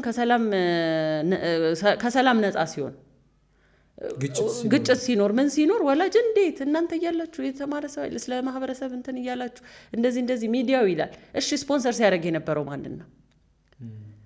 በቃ ራሱን እኮ መጠየቅ ነው። ስፖንሰር ሲያደርግ ሲደግፍ አብሬህ ነኝ በርታ ጎበዝ ለሀገሬ የቆምክ ሲል የነበረው ማንን ነው? ለምን ያ አሁን ይሄንን ነገሮች አይፈታለትም? በጣም አንጀት የሚበጥስ ነገር ነው። ቀላል ነገር አይደለም። ጋዜጠኛው ደግሞ ታውቃለህ፣ ወይም ደግሞ ፕሮግራም አዘጋጁ ታውቃለህ። እኔ ፕሮግራም አዘጋጅ ነኝ፣ አንተ ጋዜጠኛ ነህ። እኔ ፕሮግራም አዘጋጅ ነኝ፣ ጋዜጠኛ ልባል ማልችልም። ፕሮግራም በቃ ፈልጌ ህብረተሰቤ እንዲያውቅ እንዲማር ብዬ እያዘጋጀው ሳቀርብ የነበርኩ ነኝ። እሱም የራሴ ዓላማ በቃ ለህብረተሰቡ የቆመ ሰው የራሱን ነገር ትቶ የራሱ ቤት አለው እኮ የራሱን ብዙ ነገር እንትን ይልሃል። ኢቭን በታክሲ መተህ ስትሄድ ራሱ ብዙ ነገር ነው እሱን ችለህ ተቋቁመህ እደግፋለሁ አይዞ በርታ የሚልህ የሀገር ልጅ ሳይኖር ሲቀር አያሳዝንህም? እና በቃ የሆነ በቃ እየተውኩት መጣሁኝ። አልተውም ግን የተወሰነ ያህል እስቲ በዚህ ደግሞ ልሞክር ብዬ መጣሁበታለን መጣበታለን። ሬዲዮ ላይ ኧረ ከሬዲዮም ሌላ መሪነት ነው በቃ ስልጣኑ መያዝ በቃ ይሄ ሁሉ መጣውበት እኮ ከልጅነት ከእውቀት ተጠቃ ምን አልክ ስትለፋ ስትዳክር ብዙ አመታት እናከልኩ እኮ በቃ ከዚህ በኋላ ስልጣን ያምርብኛል። ስልጣን እፈልጋለሁ። ሳየውም ያምረኛል፣ ሲይዘውም ያምርብኛል። ለዛ ነው ህዳሴ ፓርቲት እኔ ግን በቃ ስልጣን ፈለኩ። የምሬ ነው። በዛ ነው የሚፈታው ሁሉ። አሁን ከበጎ ፍቃድ ስራ የማህበረሰብ ስራ ወጥሽ ወደ ፖለቲካ ስትገቢ ፖለቲከኛ ስትሆኚ እነዚህ ጉዳዮች ይቀሩ ይመስለኛል። የበጎ ፍቃድ ስራው ለምን አገልግሎት እኮ ነው ሁለቱ። እንደውም ሞራ አገለግላለሁ ህብረተሰቡ ብዬ ነው። የምሬ ነው። አይከብድም እንዴ? ቀላል እንጂ እንደውም መሪነቱ ስትይዘውማ በደንብ ታገለግላለህ። እንዴ እንዳታገለግል እንኳን እየያዘህ ያለ ነገር እያለ በደንብ ታገለግላለህ። አንዳንዴ ይኸውልህ የሚባል ነገር አለ። ፖለቲካና ኮረንቲ በሩቅ ነው እንዴ? አያያዙ ማወቅ ነው። ምኑ ጋር መጠቅለል እንዳለብህ፣ ምኑ ጋር ህብረተሰቡ የተላጠ ሽቦ ጋር ምን አስጠጋህ በደንብ ይዘህ አያያዙን አቅርቦቱን ሲያበራ ሲያበስል ለእያንዳንዱ በፍትሃዊነት ፍትህ። የሚገርምህ እኔ በቃ የመጣሁበትን ህይወት እስካሁን ተጫወትን አይደል? በባዶ አይደለም የኔ ህይወት እየተንደረደረ የመጣው ፍትህ ፍለጋ ነው። እኔ አሁን የታናናሽ ሴቶቼ ሲጠቁ ማየት አልፈልግም። አጉል ጤና ራሱ በፍትህ ሳያገኙ አሁን አንዱ ጋር የጤና መድኃኒት ይገኛል፣ የጤና የሕክምና አንዱ ጋር ሳይገኝ፣ አንዱ ጋር ሰላም ይገኝ፣ አንዱ ጋር ሰላም በሰላም እጦት ምክንያት በየጥሻው እናት ትወልዳለች፣ አንዱ ጋር በትልቅ ሆስፒታል ውስጥ ትወልዳለች። መሆን የለበትም። ፍትህ ፍትህ ፍትህ። ሀገር የሚመራው በፍቅር አይደለም፣ በፍትህ ነው የሚመራው። ምናልባት ፍቅር ውስጡ ሊኖር ይችላል። ፍትህ ውስጥ በፍቅር ትነግረዋለህ፣ እንዲህ ማድረግ አለብህ። ከዛ በኋላ ህጉን ትነግረዋለህ። ምናልባት 3ቱን ንጥረ ነገሮች ብነግር ፍትህ ውስጥ በፍቅር ትነግረዋለህ። ህግ ይኖራል፣ እምቢ ካለ ኃይል ይኖራል እንጂ ፍቅር ላይ ወጥቶ ፍትህ ከታች አይሆንም። ሀገር አሁንም ደግመዋለሁ በፍትህ ነው እንጂ በፍቅር አይመራም። እኔ ፍትህ ፈላጊ ነኝ። ጤናም በል ማህበረሰብ ግንኙነት በል ህግማ ራሱ ፍትህ ነው። በቃ የፈለከውን የኑሯችንን ነገር ጥራ፣ ፍትህ ግዴታ ነው እንዴ። ሰውና ሰው የሚጋባው በፍቅር። አሁን ስንት የፍቅር አነሳን እኮ የኔን ራሱ የድሮ አንዴ ፍቅር ታነሳለህ ምን አንተ 80 ምንድን ነው? ቆይ 80 ሄደህ የምትፈርመው እኮ ስትፋቀር 80 አንቀጽ ያለው ህግ ነው የምትፈርመው። የሚያኖርህ እኮ ያ ህግ ነው። ምናልባት ኑሮ ፍቅር ነው ግን የሆነ ህግ ይዞ ነው መቼም ሰውና ሰው የሚጋባውና የሚኖረው ራሱ የሚያስተዳድረው አንድም ቤት እናትና አባትን የሚያስተዳድረው ህግ ነው እንጂ የሚያኖረው ፍቅር ነው። የሚያስተዳድረው ህግ ነው። አሁን የትኛውን ነገር አንሳ፣ እዛ እዚህ ያለውን ጦርነት በል፣ እዛ እዚህ ያለውን ሰላም ማጣት በል፣ እዛ እዚህ ያለውን ጭንቅና ኢኮኖሚ እጦትና አንዳንዱ ጋር ሙላት በለው ፍትህ ማጣት ነው። ስለዚህ እኔ ፍትህ ማስፈን ፈለኩ። የኢትዮጵያ ፖለቲካ ግን ለሴቶች አልጋ ባልጋ ማለት ኢትዮጵያ ፖለቲካ አብዛኛው የወንድ ፖለቲከኛ ይበዛበታል። ሴቶች አሉ በየዘመኑ በጣም ነጥረው የሚወጡ አሉ። በየዘመኑ ራሳቸውን የሚያሳዩ። የኢትዮጵያ ፖለቲካ በአንቺ እይታ አሁን ስልጣን እንደምትፈልግ እየነገርሽ ነው፣ ለሴቶች ክፍት ነው? ግን አሁን እየሆነ ነው። በተለይ ደግሞ ህዳሴ ፓርቲን የመረጥኩት እኔ ህዳሴ ፓርቲ ውስጥ ነው ያለሁት። በጣም ለሴቶች የሚገርም በጣም ብዙ ሴቶች ነን ያለ ነው። በጣም ለሴቶች ክፍት ቦታ አለው። እንዲሁም ደግሞ አሁን በሀገሪቷ ደረጃም ብናየው የተሻለ ነው። ሴቶች ወደ ፖለቲካው እየመጡም ነው፣ እየታየ ነው። ስለዚህ መምጣት አለብን። የሴት እይታ እስቲ ዓለምን በሴት አይን እንያት፣ እስቲ ዓለምን በሴት አይን እናስተዳድራት። ሴት ብዙ ነገር አብረን እየኖር ነው ከወንዶች ጋር፣ ግን ሴትነት ደግሞ አዲሽናል ነገራችን ነው ወይም ተጨማሪ ነገራችን ነው። በሴት እይታ እስቲ ሰላምን እናስፍን፣ በሴት እይታ እስቲ ኢኮኖሚ እናረጋጋ፣ በሴት እይታ እስቲ ነገሮችን መስመር እናስይዛቸው ብለን ማለት እንችላለን። ምናልባት ሴትነታችን ተጨማሪ ነገር እንጂ እንደ በፊቱ መሸሻ፣ አንዱ አጥቂ፣ አንዱ ተጠቂ፣ አንዱ ሯጭ፣ አንዱ አሯሯጭ መሆን የለብንም። እኛ በኩልነት በተለይ ህዳሴ ፓርቲ ዜጎች በኩልነት በነፃነት ፍትህ አግኝተው ማንኛውም ዜጋ በሀገሩ እንደ ዜጋ እንዲከበርና እንዲኖር የሚፈልግ ስለሆነ በጣም ወድጀው ፈልጌው የገባሁበት ነው። ስልጣኑም ደግሞ አገኘዋለሁ የሚባል አለ። ህዳሴ ፓርቲ የመጀመሪያው ምርጫ ላይም ነበረ። 2011 ላይ 2013 ምርጫ ላይ አሁንም ተሳታፊ ነው። ግን የህዳሴ ፓርቲ የብልጽግና ተቀጥላ ነው የሚል ሰምተሽ ታውቂያለሽ? አዎ ሊባል ይችላል፣ ግን አይደለም። ምክንያት ለምንድን ነው እንደዛ የሚባል ብለሽ ታስቢያለሽ? ግን እኔ ለምን እንደሚባል አላውቅም፣ ግን አይደለም። ለምሳሌ አንቺ ስራ አስፈጻሚ ነሽ። ሰው እንደ ስራ አስፈጻሚ እንደዚህ አይነት ጉዳዮችን አውርታችሁ አታውቁም? እንደዚህ አናቅም። አሁን ቅድም ራሱ ያምርብኛል ወይ እንደዚህ ያልኩ ከከበሮ ተነስቼ ነው። እኔ በጣም አባባል እወዳለሁ። ከበሮ በሰው እጅ ያምር ሲይዙት ያደናግር የሚባል አባባል አለ። ይሄ አሁን መጠቀም ፈልጋለሁ። ቅድም ያምርብኛል ፈልገዋለሁ የምለውም ከዚህ ተረትና ምሳሌ ተነስቼ ነው። እንዲሁም መርሃችን ስለሆነ ነው፣ መርሄም ስለሆነ ነው። ምንድን ነው ስለ ከበሮ መቺው በጣም አትኩረህና አድምተህ ይሄ ምን አይነት የማይረባ ከበሮ መቺ ነው ምናምን እያልክ ስለ ከበሮ መቺው ከሆነ ትኩረትህ እና የምታንጓጥጠውና የምታጥላለው ምን ነው ከበሮን ባገኘሁት ካልክ በጣም ስታተኩር የነበረው ስለ ከበሮ መቺው ነው። ከበሮ እጅ ሲገባ እውነትም ትደናገራለህ። እኔ ግን በበኩሌና ፓርቲ የሚያምንበት ነገር ምንድን ነው? ስለ ከበሮ ነው የምናስበው። ከበሮ እጃችን ሲገባ ምን አይነት ቅላጼ እናወጣበታለን፣ ከበሮ ምን አይነት ድምጽ ምን ማድረግ እንችላለን ብለን ስለ ነገርየው ነው የምናስበው።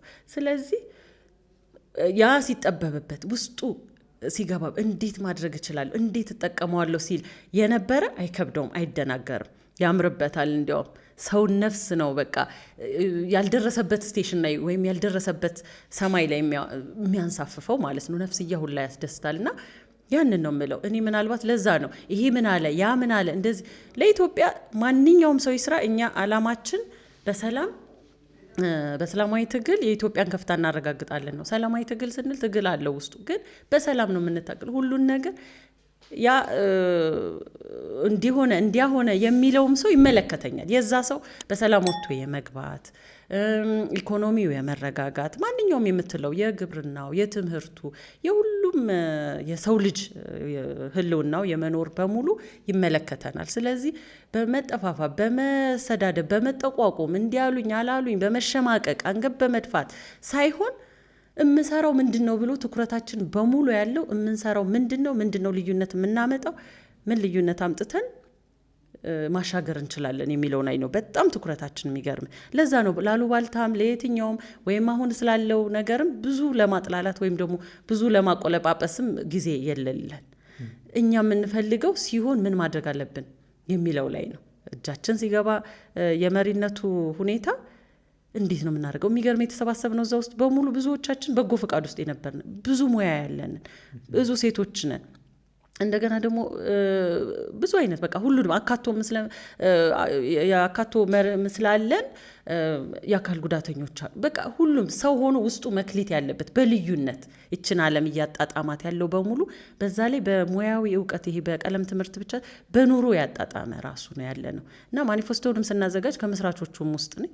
አብረንን የተለያየ ሙያ ውስጥ ያለን የተለያየ ህይወት ተሞክሮ ያለን በደንብ ተወያይተንበት የሰራ ነው። አዎ በደንብ ወደፊት አልመጣሁም እንጂ የኢትዮጵያ ፖለቲካ የመጠላል ፖለቲካ አለበት። በዛ ውስጥ ኢንቮልቭ እያደረግሽ ነው እንጂ በአንድ በኩል መንግስት ይፈጥራቸዋል የሚባሉ ፓርቲዎች አሉ። እራሳቸው ፓርቲዎች ተቃዋሚዎች ይላሉ። በአንድ በኩል መንግስት ደግሞ ተቃዋሚዎች እየሰሩ አይሰሩም የሀገር ይላሉ። በአንቺ እይታ የኢትዮጵያን ፖለቲካ የምትገመግሚበትን መንገድ ነው ማወቅ የፈለኩት። ምንድነው አሁንም ትኩረት በጣም ማድረግ የምንፈልገው ለአሸናፊነት ነው። ለአሸናፊነት የሚሄድ ሰው እዚህ ጋር ያልከው ነው ያልከው እኮ የካድኩ አይደለም አለ የመጠላለፉ ሁሌ የሚታመነው እንዲያውም በጫካ ፖለቲካ ነው። በቃ በትግል ካልሆነ እንደዚህ በጠረጴዛ ዙሪያ ተነጋግሮ በሰላም ተነጋግሮ እንደማይፈታው ላይ ይባላል። ብዙ ነገር በቃ የለመድነውን ነገር ነው ይዘን የምንመጣው። አሁን እኛ ፍሬምወርክ የማፍረስ ወይም ደግሞ ድሮ የነበረንን አስተሳሰብ የማፍረስ ላይ ነን። በቃ ይቻላል እስቲ በነፃነት የማውራት በነፃነት የመወያየት ችግሮችን ሁሉ ወደ ጠረጴዛ ማምጣት። እንዲህ በስለናል እኮ አድገናል እኮ ከዚህ በኋላ ይሄ በጣም ኋላ ቀር ወደሆነ ወንድሙን የማጥቃት ነገር ፈጽሞ እንጸየፈዋለን። የግድና የግድ በሀገር ህልውና ላይ እስካልመጣ ድረስ የግድ የምትለው ላይ ትገባለህ። ከዛ ውጭ ግን በጣም ማስቀረት ነው የምንፈልገው። ይሄንን ካሰብን ቀንና ማታ እከሌ አይወደኝም፣ እከሌ ይጠላኛል፣ እከሌ እንዲያደረገ እያልን ሳይሆን ምንድነው ማድረግ ያለብን ራሳችንን የማብቃት አንድ ላይ የምንፈጥረውን ነገር ይሄ ቀጣይኛ ስልጣኑን በምንይዝ ጊዜ ለሀገሪቷ የምንፈጥረው ነገር ላይ በጣም ትኩረት ያደረግ ነው እንጂ ያ አለ በይ ብትለኝ ቀንና ማታ ሙሉ ልጠቁምልህ እችላለሁ። ቅድም በጤናው ላይ እንዳወራሁት ነው። ጠቁሚ እንደዚህ በይ የእንትናን ጸጻውሪ ብትለኝ አወራለሁ እችላለሁ። ግን ያ አይጠቅመኝም። ምንም ደቂቃ የለንም እኛ የምናባክንበት እርስ በርስ የመጠላለፊያ፣ እርስ በርስ የመተማሚያ፣ እርስ በርስ የመገማገም። እኛ የምንፈልገው ውስጣችን የተጫረ ሀሳብ አለ። እኛ ሰዎች ነን አይደለም? በአንዳንድ አደጋዎች እንደዚሁም እኮ ህይወታችን ያልፋል። ይሄ ያሰብናት ለኢትዮጵያችን ያሰብነው እሳቤው ደግሞ እውነተኛ ከሆነ ሶርስ አለው። ሶርሱ ፈጣሪ ነው ልባችን ላይ ያስቀመጠው። ስለዚህ ለዚች ሀገር መጥቶ ልምላሜዋን በረከቷን እንደ ሰው ልጅ ሲከበር ማየት እንፈልጋለን። ያ ከራእያችን አንዱ ነው። ሰው ልጅ በሀገሩ መከበር አለበት፣ እንደ ዜጋ መታየት አለበት። እንደገና ደግሞ እንዳለ የስልጣኑን ራሱ ዜጎች ራሳቸው ሁሉም ሰው የፕሬዚደንሻል ነው የምንከተለውና መሆን አለበት። ስልጣንን ሁሉ ሰው ፈልጎ ያ የስልጣን የመሪ እንደዚህ ስልህ ፓወር አይደለም። ኑሮ፣ ክብር፣ ነፃነት፣ ፍትህ ነው የምንፈልገው። በቃ ያችን ነው እየሳልን ያለ ነው። ድሪም የምናደርገው እሱን ነው። አንድ ሯጭ ይሄንንም ያንን የሚያጨበጭብለትን ካየ ወይም ደግሞ ማንኛውም ትግል ላይ ያለ ሰው አካባቢውን በጣም መልስ እየሰጠ ከሆነ እኮ አያሸንፍም። እኛ ማሸነፍ ፈልጋለን። በድሮ አይነት አይደለም ማሸነፍ የምንፈልገው። በሰላም ውስጣችን ያለ ነገር በልህቀት በማውጣት በእውቀት እንደገና በሀገራዊ እውቀትም ይሄ በቀለም ትምህርት እውቀትና ወይ ዓለም ላይ ይሄ ሳይንስ አለ በዚህ እንከተለው ሳይሆን ብዙ ጊዜ ሳይኮሎጂንም ስታጠና የትኛውም ሂሳብ ራሱ እኮ በ17ኛው ክፍለ ዘመን የሰራውን ፕሩፍ እያደረክ ነው የምትኖረው። ውስጥ ህይወት ላይ አንዳንዴ አይመጣም። ያው አይምሮህን ግን ያጎለብታል። እንደ ጂም ነው ያው ሂሳብ ስትሰራ። ግን እኔ የትኛውም ትምህርት አልነቅፍም። የትኛውም እንትን አለ ሁሉ ነገር ጥሩ ነው። ግን በጥሩነት ስትጠቀመው ነው የምፈልገው እና የምንፈልገው ምንድነው አሁን መቀየራል በቃ ፍሬምወርክ ማፍረስ አልኩ በቃ የመጣንበትን እንቶ አሮጌው ነገር ፍሬምወርክ ለምሳሌ የኢትዮጵያን ፍሬምወርክ አይፈርስም ማለት ኢትዮጵያ የተገነባችበትን ፍሬምወርክ ታሪኳን ዋናው አልኩ ሶርሱ አይፈርስም እሱን ነው ምንሽ ይሄ መጥፎ የማይበጀ የማያስኬደን የሚጠላልፈን ነው ባንቺ እይታ አሁን ያለው የታጣቂ እንቅስቃሴ የውጭ ተጽዕኖ በዚህ ውስጥ እናንተ አልፋችሁ ስልጣን የመያዙስ ሲታሰብ ምንድነው እንዴት ይሆናል አሁን እንዴት ይሆናል ብለህ ስትጠይቅ ራሱ በቃ ይገልጻል እኮ ቅላጼ እንደዛ ይመስላል የሆነ ተስፋ የሚያስቆርጥ አይሆንም የሚል ጸለምተኝነት አይነት አስተሳሰብ ይኖረዋል ግን እኛ ከተወራበት የማይፈታ ነገር በሰላም ከተነጋገርክበት ከተወያየህበት ትክክለኛ ፍትሃዊ የሆነ የምርጫ ሂደት ከተሳለጠ አይሆንም የምንለው ነገር አይኖርም እንዳልከኝ ብዙ አንስተሃል ከውጭ ያለ ተጽዕኖ አገር ውስጥ ያለ ልክነህ እዚህ ምዛም ብዙ ነፍጥ ያነሱ አሉ እሱ እንዴት ይፈታል ራስ ምታት ነው በጣም ከባድ የሚሆን ነገር ይመስላል ነገር ግን ሁሉም በሙያው ማለት ነው አሁን ለምሳሌ እኔ እዛ ፓርቲ ውስጥ ስገባ ሁሉን ነገር እችላለሁ ሁሉን ነገር ከውናለሁ አይደለም በጣም በሰለጠንክበት ያን ነገር የሆነ መሰረት ድንጋዮች ጥዬ አልፋለሁ ደግሞ ቀጣዩ ያስቀጥለዋል ብዬ ነው ማስበው በዛም በጣም መፍትሄ ብለን ያስቀመጥናቸው ሐሳቦች አሉ ማኒፌስቶዎቹን ውስጥ እሱን ምናልባት አሁን የኔን ህይወት ታሪክ ጋር ያይዘን ስላነሳ ነው ወይ ሌላ ፕሮግራም ላይ ማንሳት እንችላለን በደንብ በሱ ዙሪያ ተወያይተን ግን እኔ የፖለቲካል ንቃተ ህሊና መጠየቅ ይገባል ብዬ አስባለሁ አሁን አብዛኛው ህዳሴ ፓርቲ ሲነሳ ቅድም እንዳልኩሽ የብልጽግና ተቀጥላ ነው ይባላል ማኒፌስቶ ከብልጽግና አይሻልም ለምሳሌ ፕሬዚደንሻል የብልጽግና ሐሳብ ነው ፕሬዚደንሻል መሆን ፍላጎት አለ ሌሎች ሐሳቦችም ከዛ ጋር የሚገናኙ ናቸው ተብሎ ይነሳል የተወሰኑ ሐሳቦችን የማንብቢያቸዋለሁ ከብልጽግና ምንም የሚለየው ያለ አይመስለኝም በኔ እይታ እንኳን ሶ ከሆነ ህዳሴ ራሱ ብልጽግና ጋር ተቀላቅሎ ቢሰራ የተሻለ ጠንካራ ይሆናል አይሆንም በጣም ራሱን ችሎ ህዳሴ በደንብ አይቻለሁ ካልክ ምን ይልይ በደንብ አይቻለሁ ካልክ እንኳን በጣም በልዩነት የመጣ ነው የትኛውም ላይ ትምህርት ላይ በል ጤና ላይ በል ግብርና ላይ በል የትኛውም ሴክተር ላይ በጣም ራሱን አዲስ የሆነ ሐሳብ የሚሰራ ሐሳብ እንዴት እንደሚሰራ የሚያስቀመጠበት ሐሳብ አለ ወደ ጤናው እንኳን ባመጣና ብነግርህ የእናቶች ሞት ጥሩ ነው እየተሰራበት ነው ቀንሷል ግን ይሄ የጤና ተደራሽነት እንኳን በየቦታው የተለያዩ የጤና ጣቢያዎችን በአዲስ መልክ የመገንባት አገር ውስጥ መድኃኒቶች እንዲመረቱ የማድረግ አዳዲስ ፈጠራዎች በጤና ዙሪያ በአገር ሰዎች እንዲመረቱ የማድረግ በተለይ ደግሞ የግዢና ይሄ ፍራውድ ምንድነው ሙስና በጣም እኮ በጀት አለ የሚገርምህ እቺ በጀት አይበቃም ይባላል እንጂ ካብቃቃው እንዴት ነው የምታብቃቀው ሙስና በጣም ሙስና ጸረ ሙስና ላይ እንሰራለን በጣም ይሄ ግዥና ሽያጭ ላይ ዲጂት እንትናረጋዋለን ብልጽግና ራሱ ይለዋል እኮ ነው እኔ ግን አልተገበረው በፖለቲካ መድረክ ብዙ ጊዜ እንትንምልበት ፖለቲካ ሲነሳ ብዙ ለምሳሌ የገዢውን ፓርቲ ሐሳብ ወስዶ የሚከራከር አለ አዲስ ነገር የማናይበት መንገድም አለ ለምሳሌ ህዳሴም ላይ ልካውን ያንሽልኝ በብልጽግና ደረጃ በመንግስት ደረጃ የጤና ተቋማትን ማብዛት በሀገር ውስጥ ምርት እንዲመረት ማድረግ ይዘረዝሯል ግን አይፈጽመውም እሱን አፈጻጸም ላይ ብቻ ነው ኦሬዲ ልዩነት የሚኖር እንጂ የፖሊሲ ልዩነት አይኖራቸውም ነው የኛ በልዩነት እንዳለን ነው ማቀው ነገር ግን እንደገና ፍጻሜውም ላይ መርጦ ማየት ነው ብዬ ልበልህ እንግዲህ ፍጻሜው ላይ በጣም የተጋን አልኩ እኮ ቅድም ሰው ማንነቱ እኛ የመጣ ነው በበጎ ፍቃድ የምሬ ነው አብዛኞቻችን እዛው በጣም ሙያ ያለን ነው በቀለም ትምህርትም ሙያ ያለን ሰርተንበታል እንዲሁም በበጎ ፍቃድ ለህዝብ ያለን ፍቅር ለሀገር ያለን ፍቅር በጣም ጠንካራ ነው ያ ያለው ደግሞ መቼም አፈጻጸሙ ላይ ይደክማል የሚል ምንም አይነት ምንድነው ጥርጣሬ የለኝም በጣም ሀገራችንን እንወዳለን ሀገራችን ላይ የሚደርሰው በተለይ በየትኛው ሙያ ውስጥ ይሄ ብሬን ድሬኔጁ ይሄ የአይምሮ ፍልሰት በጣም እናዝናለን እዚህ ይማራሉ እዚህ ለሌላ ሀገራት ያገለግላሉ ለራሳቸው ለምንድነው ያልተመቻቸ ሁኔታ ስላለ እሱን ነገር በጣም አስቀርተን ሀገራችን በጣም ዕውቀት ያላት ነች ሲወርድ ሲዋረድ የመጣ ራሱ ዕውቀት አለን ዘመናዊ ዕውቀት አለን እና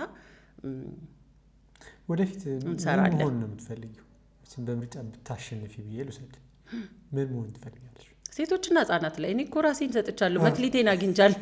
እኔ ስንት አመት ሙሉ እኮ በነፃ ያገለገለ ሰው መቼም ስልጣኑን ሲያገኝ አያገለግልም ማለት ዘበት ነው። ይሄኛው ምርጫ ላይ እንጠብቅ። አዎ በእርግጠኝነት ስልጣን ትይዛላችሁ። አዎ ምናልባት የምርጫ ሁኔታ ፉክክሩ እንደ ምን ካዛንቺስ ገብርኤል ግቢ ቤተ መንግስት ፊት ለፊት ነው የተወለድኩ። በቃ ስለዚህ ቤተ መንግስት ገባለሁ።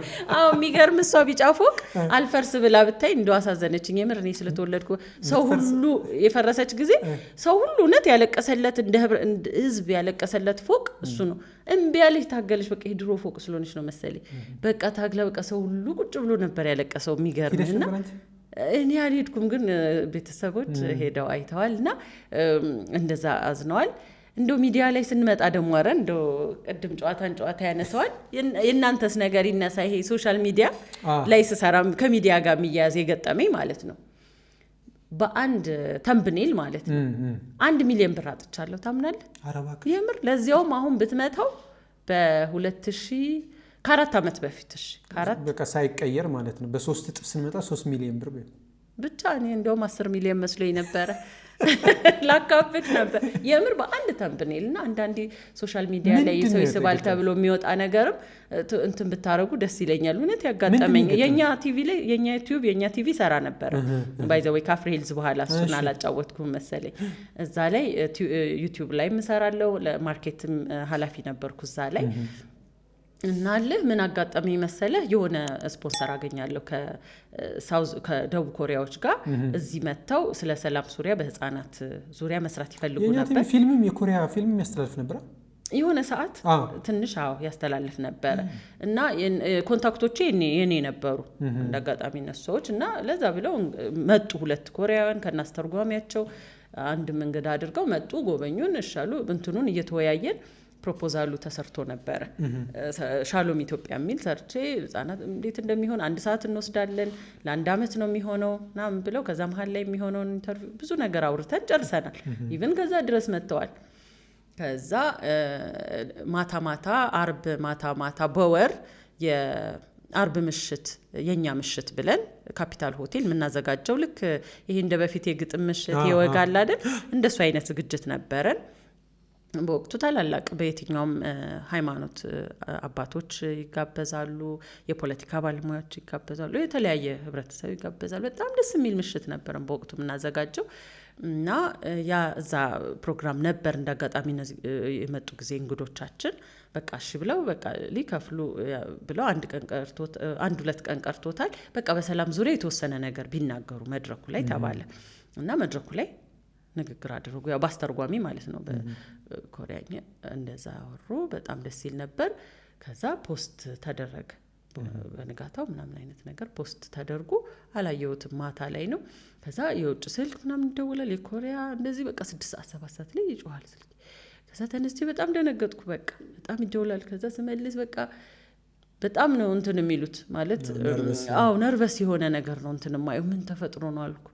ከዛ እዚህ ያሉትም ይደውላሉ። ከዛ ምን ተፈጥሮ ነው ደን ከዛ ይገባኝ ለካ ተምብኔሉ ሲወጣ እንደዚህ ብሎ ኮሪያው ማለት ነው ለዛ ሰላም የሚሰራው አስበው ዓለም ላይ የሚታወቅ እንደዚህ ብሎ በጣም አሁን ስማቸውን አልጠራም። በቃ የመጨረሻ ሀገራችን ትልልቅ ባለስልጣናት ናቸው ያሉት ሁለቱ።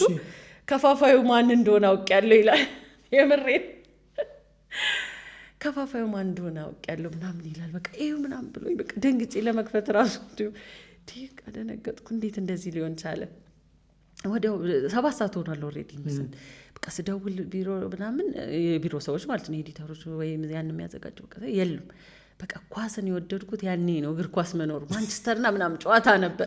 ዋናው ልጅ ኳስ እያየ አያነሳልኝም እንጂ ሌላ አረ ኳስ ላይ ነኝ እንደውም ጫጫታ እንዴ ሌሊት አረ ምናምን እንዴ አድርገህ በቃ አንተ ጋር አክሰሱ ካለ ቶሎ ቀይረው እንዴት ይወጣል ምናምን ይሻለኝ። ከዛ እነሱ ደግሞ ፎቶ እያነሱ ስክሪንሻት እያደረጉ 1000 ሰው ወደ መጀመሪያ 500 ሰው 600 ደረሰ 7 የሚያዩን ቪው እያዩ ማለት ነው የሚደውል።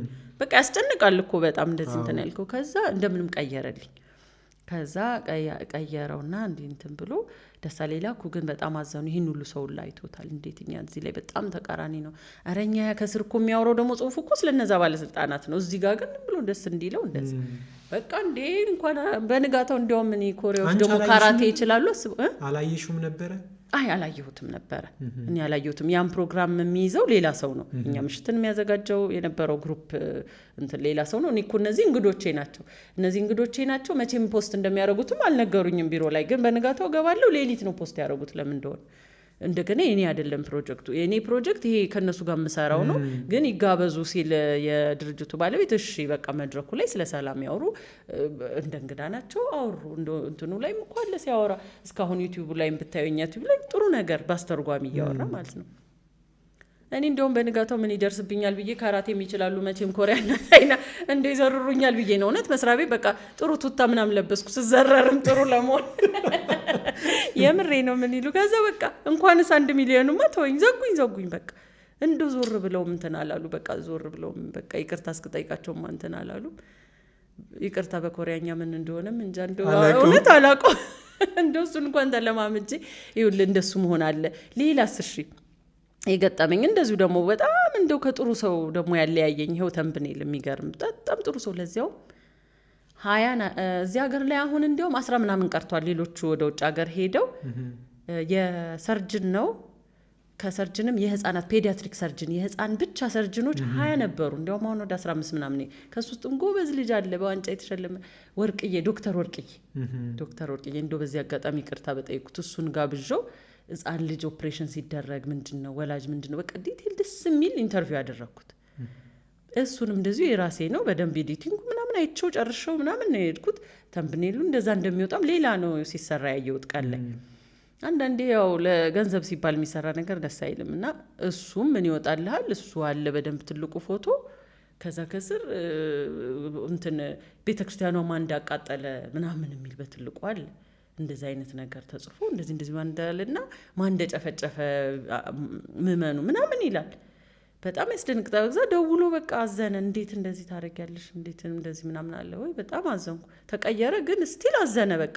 ከዛ ወዲህ ራሱ በቃ ጥሩ ግንኙነት የለንም እና በኃይል ነው ያዘንኩት። እንዴት እንደዚህ ይሆናል? እውነት ነው። እዛ ሰው ጋር ሆነ ስታየው ደግሞ በጣም ይከፋል። ጥሩ ክብር፣ ጥሩ ስም፣ ጥሩ ነገር ላይ እየሰራ እንዲህ አይነት ነገር ሰው በቃ ሲያይ እሱ ነው እንዴ። አንዳንዴ እኮ ራሴንም ያስደነግጠኛል። ራሴ ደግሞ የምሰጣቸው ቲፖች ነበሩ፣ ሄልዝ ቲፖች አውርቼ እንደው መሀል ላይ ለካ የ5 ዓመት ልጅ ከገጠመኝ ውስጥ ገጥሞኝ የሚያውቃል። የ5 ዓመት ልጅ ሙሉ አረቄ ጠጥቶ መጥቶ ያሳዝና። ስለ ዳነ ያው ሳቅሳቅ አለኝ ይቅርታ። አረቄ ጠጥቶ 1 ሊትር አረቄ 5 ዓመት ልጅ ጠጥቶ መጥቷል። በቃ ኦልሞስት ሙሉ ጨርሶ። እናትየውም ደግሞ ጋዝ ጠጥታ በቃ ደንግጣ በቃ ራሴን ላጥፋ አባትየው ሲመጣ አይለቀኝም ብላ ሁለቱም በቃሬዛ መጡልህ። ሰፈር ሰው ምንድነው እሱ ለካ ተሳስቶ አረቄውን ጠጥቷል ውሃ መስሎት። ከዛ በኋላ እንዲህ በቃ ፌንት። እሷ ደግሞ ጋዝ አንስታ ጋዝ ታገኛለች። ያኔ በፊት ነው ጠጥታ እንደዛ መጣች ምናምን ብዬ መሀል ላይ እና እንዲያታስቀምጡ እያልኩ ነው ምክር እንትን እምለው እምመክረው። አዎ እንዲህ አይሆን። አሁን በሳኒታይዘር ጊዜ ነበር እንዲያውም እና ሳኒታይዘርም እየጠጡ አንዳንድ ልጆች ከዛ እንደዚህ ስለሆነ የሚጠጣ እቃው የተለመደ ውስጥ ሌላ ነገር አታድርጉ፣ በጣም ያሳስታል። እንኳን ህፃን ትልቅ ሰውም እንዲህ ስሰራ እንዲያጋጥሞኝ ምናምን ስል ከዛ ሲወጣ ተምብኔሉ የ5 ዓመቱ ልጅ 1 ሊትር አረቄ የጠጣው ምናምን ሲል ራሱ ይደረስቻለሁ ማለት እንዲህ መቼ ነው የኔ ፎቶ አለ መቼ ነው የጠጣው? ከዛ ነው መሀል ላይ እንትን የሰጠሁት ብዬ እንትን ይልሃል ምሳሌ የሰጠሁት ብለህ ታስባለህ። እኔ ስለሆን እንኳን ምንም አልመሰለኝ እስካሁንም አልተቀየረ አለ እንደሱ የሚለውም ሰርች ብታደርገውና የዩቲዩብ ቴምብሌን አቴንሽን ግራፕ ማድረጊያ ነው ብዙ ጊዜ የሚጠቀም። ያው ሰው ደግሞ ክሊክ አያደርግም ተብሎ ላይ የሚታሰበው፣ ግን አንዳንዴ ደግሞ ለህብረተሰቡ የሆነ የምታስተላልፍ እኮ ልክ ነሽ። እኔ እንኳን እስካሁን እንደዛ አልገጠመኝም። አይ አንተን እያየሁት ነው እስካሁን ጥሩ ነው። እስካሁን ድረስ እኔ ህይወትን የምትመሪበት መንገድ አለ። ያለፍሽበት መንገድ መልሰሽ ስታየው ባስተካክለው ብለሽ የምታስቢው ዘመን አለ? እንደ ሰው ይኖራል እኮ። ስጋ ለባሽ ነኝ፣ ብዙ ጥፋቶች አጥፍቻለሁ። ያ ደግሞ ምንም በተገኘችበት ድንጋይ ተወግራ ትሞት የሚያስብል አይደለም። በቃ ከፈጣሪ ጋር የምጨርሰው ነገር አለ። አንዳንዴ ከሰው ጋር የምጨርሰው አለ በይቅርታና በለፉኝ። አንዳንዴ ደግሞ ምንም በቃ አክሰፕት የምታደርግ ወይ የምትቀበለው አለ። ስህተቶች ሁሌ ያሉ ሰው ግማሽ ነው ብዬ ነው የማስበው። ግማሽ ጥሩነት አለው፣ ግማሽ የሚሳሳትባቸው ብዙ ነገሮች አለ። ስለዚህ እንደዛ ይኖራል ህይወቴ ላይ። ይህም ባላረግ በደንብ የሚጸጽተኝ በቃ ቁጭ ብዬ ከንፈሬን የምነክስበት አለ። ግን ደግሞ ስተት ነው ያም ብዙ እንደዛ ጊዜ መስጠትም አልነበረብኝ ሰው ወደ ኋላ እያየ አሁን ለምሳሌ እየነዳ የኋላ ብቻ ስፖኪዮ እያየ ዝም ብለው የፊት ምንም ሳታይ አትሄድም ነው ገደል ነው የምትገባው ወይም እንደዚህ ዞሬም እግረኛም ከሆንኩ አልሄድም ገደል ነው የምገባው ስለዚህ ወደፊት ነው ሰው ልጅ ማየት ያለበት ወደፊት በቃ የፊቱን የኋላው ምናልባት ስንቅ ነው የሚሆነው በቃ ይሄ ነገር ይጠቅማል አይጠቅምም እያለ መወሰኛ ነው እንጂ የሚሆነው ምንም መጸጸቻ ማልቀሻ መሞቻ መሆን የለበትም እና እንደዛ እንደማንኛውም ሰው አለ በጣም ብዙ አለ እንጂ ደግሞ ብዙ ውስጥ ስትገባ ይኖራል እንደዚህ ተፈጥሮ ይሄን ባላረኩት ምትይ ሰው እኮ ለነገሩ ድክመቱንም ማውራት አይወድም አይደል እንጃ አሁን ትዝ አላለኝም ምን ይሻላል ግን እንደዛ እንለፈው ይኖራል ብዙ በጣም ብዙ ስተቶች እንዴ በጣም ይኖራል ማዝንበት ሊኖር ይችላል ሰው ያስከፋውት እንዴ ለዛ እኮ ነው በቃ አውቄ በድፍረት ሳላውቅ በስተት የምንለው ጊዜ ንስሐ የምንገባውና ስንጸልይ በቃ እንዴ ለምን አይኖርም ሰው ነኝ ይኖራል ግን ከትላንት ዛሬ መሻል ከራሴ ነው እኔ ሩጫዬ ብዙ ጊዜ በቃ ከትላንት ዛሬ ትላንት ያጠፋሁትን በተቻለ መጠን ላለመድገም ነው የምፈልገው እና ከማንም እኔ አልፎካከርም ደስ የሚለኝ ነገር ማንም አልፎካከርም ከራሴ ነው በቃ ሁልጊዜ የሚገርም ብዙ ጣውረዳ አይቻለሁኝ ብዙ ካወራናቸውም ሌላ ማለት ነው እንዲሁ በህይወት ከቤተሰብ ጀምሮ ከዛ ስትቀጥል ምናምን ግን ህይወት ይቀጥላል በዛ ላይ እኔ በቃ ጥፋት አጠፋለሁ ኦኬ አክሰፕት ይደረጋል ያልፋል ህይወት እግዚአብሔር የሰጠህ ድረስ እኖራለሁ ከዛ በተረፈ በጣም እያስጨነኩ ራሴን እንዲስሎንኩ እንዲያስሎንኩ ወይ ከሌ እንዲያለ እኔ እንደዚህ ነኝ ብዬ ለመወዳደር በፍጹም አልፈልግም ከራሴ ጋር ግን እወዳደራለሁ ሁሌ ተሻለ ሁሌ ላቀ በቃ ይሄ ቤስት ሃሊ ማነች የትኛዋ ነች የመጨረሻ ፍልቃቂዋ በቃ ውስጧ ሃሊ የሚለውን ማወቅ ፈልጋለሁ እሷን ማየት የተሻለችዋን ሁል ጊዜ ማየት ፈልጋለሁ እና ጥሩ ሐሳብ ያው ብዙ ሰው ያለፈበትን መንገድ ወደ ኋላ ሲያስብ አንዳንዱ ብዙ ስተት አልሰራውም የሚድም ስለሚኖር ስተት ነው ከሰው ይገርማል አሳየኝ እስቲ ጠቁመኝ እኔ እንጃ ሰው ነው እኮ ስጋ ለባሽ እንደው በአካል ባትሰራውም በሐሳብ እኮ ትሰራዋለህ እንዴ ስንት ነው የምናስበው ቀኑ ሙሉ ስንት ሰው ገድያለሁ እኮ በቁሜ እንዴ እውነቴን ነው እንደው እያሰብኩ ኧረ ተው የቅድም ማሽንገን ይዛችሁ ያለው እኮ እውነት ሊሆን ይችላል ዲከሊ ምናምን ብለህ እኮ ዴ ከዛ ትረሳዋለህ እኮ እንዲቅር በለኝ ምናምን ብለህ ወይ እንደውም የሆነ ሰዓት ላይ ታስታውሰዋለህ ዴ ይሄ ማንም ሰው ላይ ያለ ነው ይሄ በቃ አንዳንዴ አለመፍራት ነው ይሄ በጣም ስተት ስንሰራ ምናምን አውቀን አይሆን ሞቲቫችን በቃ ሰራ ለራሳችን ይቅር ማለት የምሬ ነው አሁን እንደውም ካንሰር በሽታ በጣም እየሰፋ ነው ሳይንቲስቶችም ወይም ተመራማሪዎች አግኝተውታል ካንሰር ምንድነው እንትን ቂም ነው እኮ ተባለ የምሬ ነው ቂም ነው በቃ ማንኝ እኔ ጤና ባለሙያ አይደለም ማንኝ ቂም ነው የምሬ ነው በቃ ቂም በቃ ካንሰር የለብም በዘር አይኖርም የምር ቂም ነው ለተባለ ብዙ በሽታዎች በቃ ከንትን ከሳይኮሎጂ ከስነ ልቦና ጋይዳል እና በቃ ይቅር በለኝ ማለት ራስን እንደው ሰውን ተው መጀመሪያ እኮ ራሱን ማይላል በእውነት እስከለተው ሞቱ ለራሱ ይቅርታ ሳይል በራሱ እንደተጸጸተ የሚሞት ሰው ያሳዝናል ራሱን ሳይል ለምን ስጋ ለባሽ ሁሉ ያረጋል በቃ ስተት ይፈጸማል አውቃህ አትፈጽመው በቃ ሁሉ ጊዜ ዛሬ ይቅር በል ራስን ከዛ በኋላ ሰውንም ይቅር ማለት ለማመዳለህ ከራስ ስትለው ከዛ በሰላም ትኖራለህ በቃ ስለዚህ ሰው አርጎ አለዚያማ ስጋ ለመልበስ እኮ ነው እና ፊትህን ማየት ደግሞ የፊቱን በቃ ነገ የተሻለ አድርጋለሁ በቃ እስከዛሬው ሆነ ብሎ ማለፍ ነው አዎ እኔ እንደ መጨረሻ ማነሳልሽ ሃሊን መጨረሻ ከዚህ በኋላ የምናያት የት ነው ምንድነው ቪዥኑ ከስልጣኑ ሌላ ነው ስልጣኑ ከተመረጥኩ ይሆናል ከተመረጥኩ ባልመረጥም እኮ መሪነት እኮ ባይዘው ስልጣን ስለተሰጠ አይደለም ራሱ መምራት ቤተሰብን መምራት የምትሰራበትን ቡድን መምራት እንዴ የመራን እኮ ነው እንትን የምንለውና ልክ ነህ ግን ያው እንትንን አላቋርጥም በቃ የህፃናት ዙሪያ እናቶች ዙሪያ የምሰራውን በሬዲዮም በቴሌቪዥንም በየትኛውም በሚዲያ አላቋርጥም እሱን እሰራለሁ ካውንስሊንግ ኦፊስ መክፈት እፈልጋለሁ ካውንስል ማድረግ በጣም አሁን ያስፈልገ ነው ሳየው በቃ በስልክ ብቻ የሚበቃ አይደለምና ካውንስሊንግ ኦፊስ ይኖረኛል በቃ ከዚህ በኋላ ያለኝን ቀሪ እድሜ ፈጣሪ የሰጠኝ ድረስ እንደዛ በቃ ኢን ፐርሰን ወይም በአካል ኦፊስ ኖሮኝ እያማከርኩ እፈልጋለሁ የተለያዩ መጽሐፎች አሁን እኔ በቃ አላማዬ ቁጭ አድርጌዋለሁ 14 መጽሐፍ በህይወቴ መጽሐፍ ፈልጋለሁ ይሄ ሌላም ላይ ብያለሁ ሚዲያ ላይ አክቹአሊ እስካሁን 3 ጽፍ ያለው የተወሰኑ ያልታተሙ አሉ ግን የሚታተሙት 11 ይቀራል ደመርካል እንዳትረሳት እና እሱን ድረስ አስባለሁ ፈጣሪ ካለ በዚሁ በቃ እናቶችና ህፃናት ላይ ሰራ ያማከርኩ እየሰራው የምችለውን ያቅቤን በዛ ነው ማሳለፍ የምፈልገው ቀሪውና በጎ ፍቃድ አይቋረጥም ሁሉንም። እኔ ጨርሻለሁ። እንግዲህ ስለሆነሽ በጣም አመሰግናለሁ። ግን ሳልናገር አላልፍም። እንት ሀሳብ ካለ እድሉ ሰጥቻለሁ።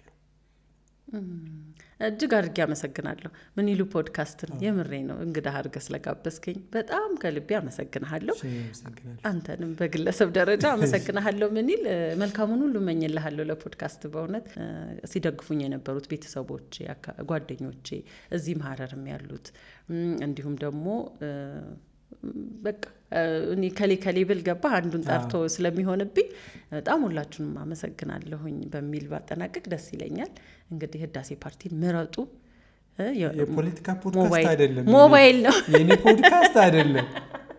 ባገኘው አጋጣሚ ነው እንዴ በቃ መምራት ፈልጋለሁ አልኩ እኮ። የሁሉ የመጣውበት ፍትህ ማግኘት አለበት መጨረሻ የሚለው ላይ ደርሻለሁ። ለዛ ነው። አመሰግናለሁ። እሺ ተመልካቾቼ እስካሁን አብራችሁ ስለቆያችሁ በጣም ነው የማመሰግነው። ከሲስተር ሃሊ ጋር የነበረን ቆይታ እዚህ ጋር ይጠናቀቃል። ቀጣይ ሳምንት ሌላ እንግዳ ይዤ እቀርባለሁ። እስካሁን ስትመለከቱ ግን ዩቲዩብን ሰብስክራይብ ካላረጋችሁ ሰብስክራይብ አድርጋችሁ ትወጡ ነው የምጠይቃችሁ። መልካም ሳምንት። ቀጣይ ሳምንት እንገናኝ።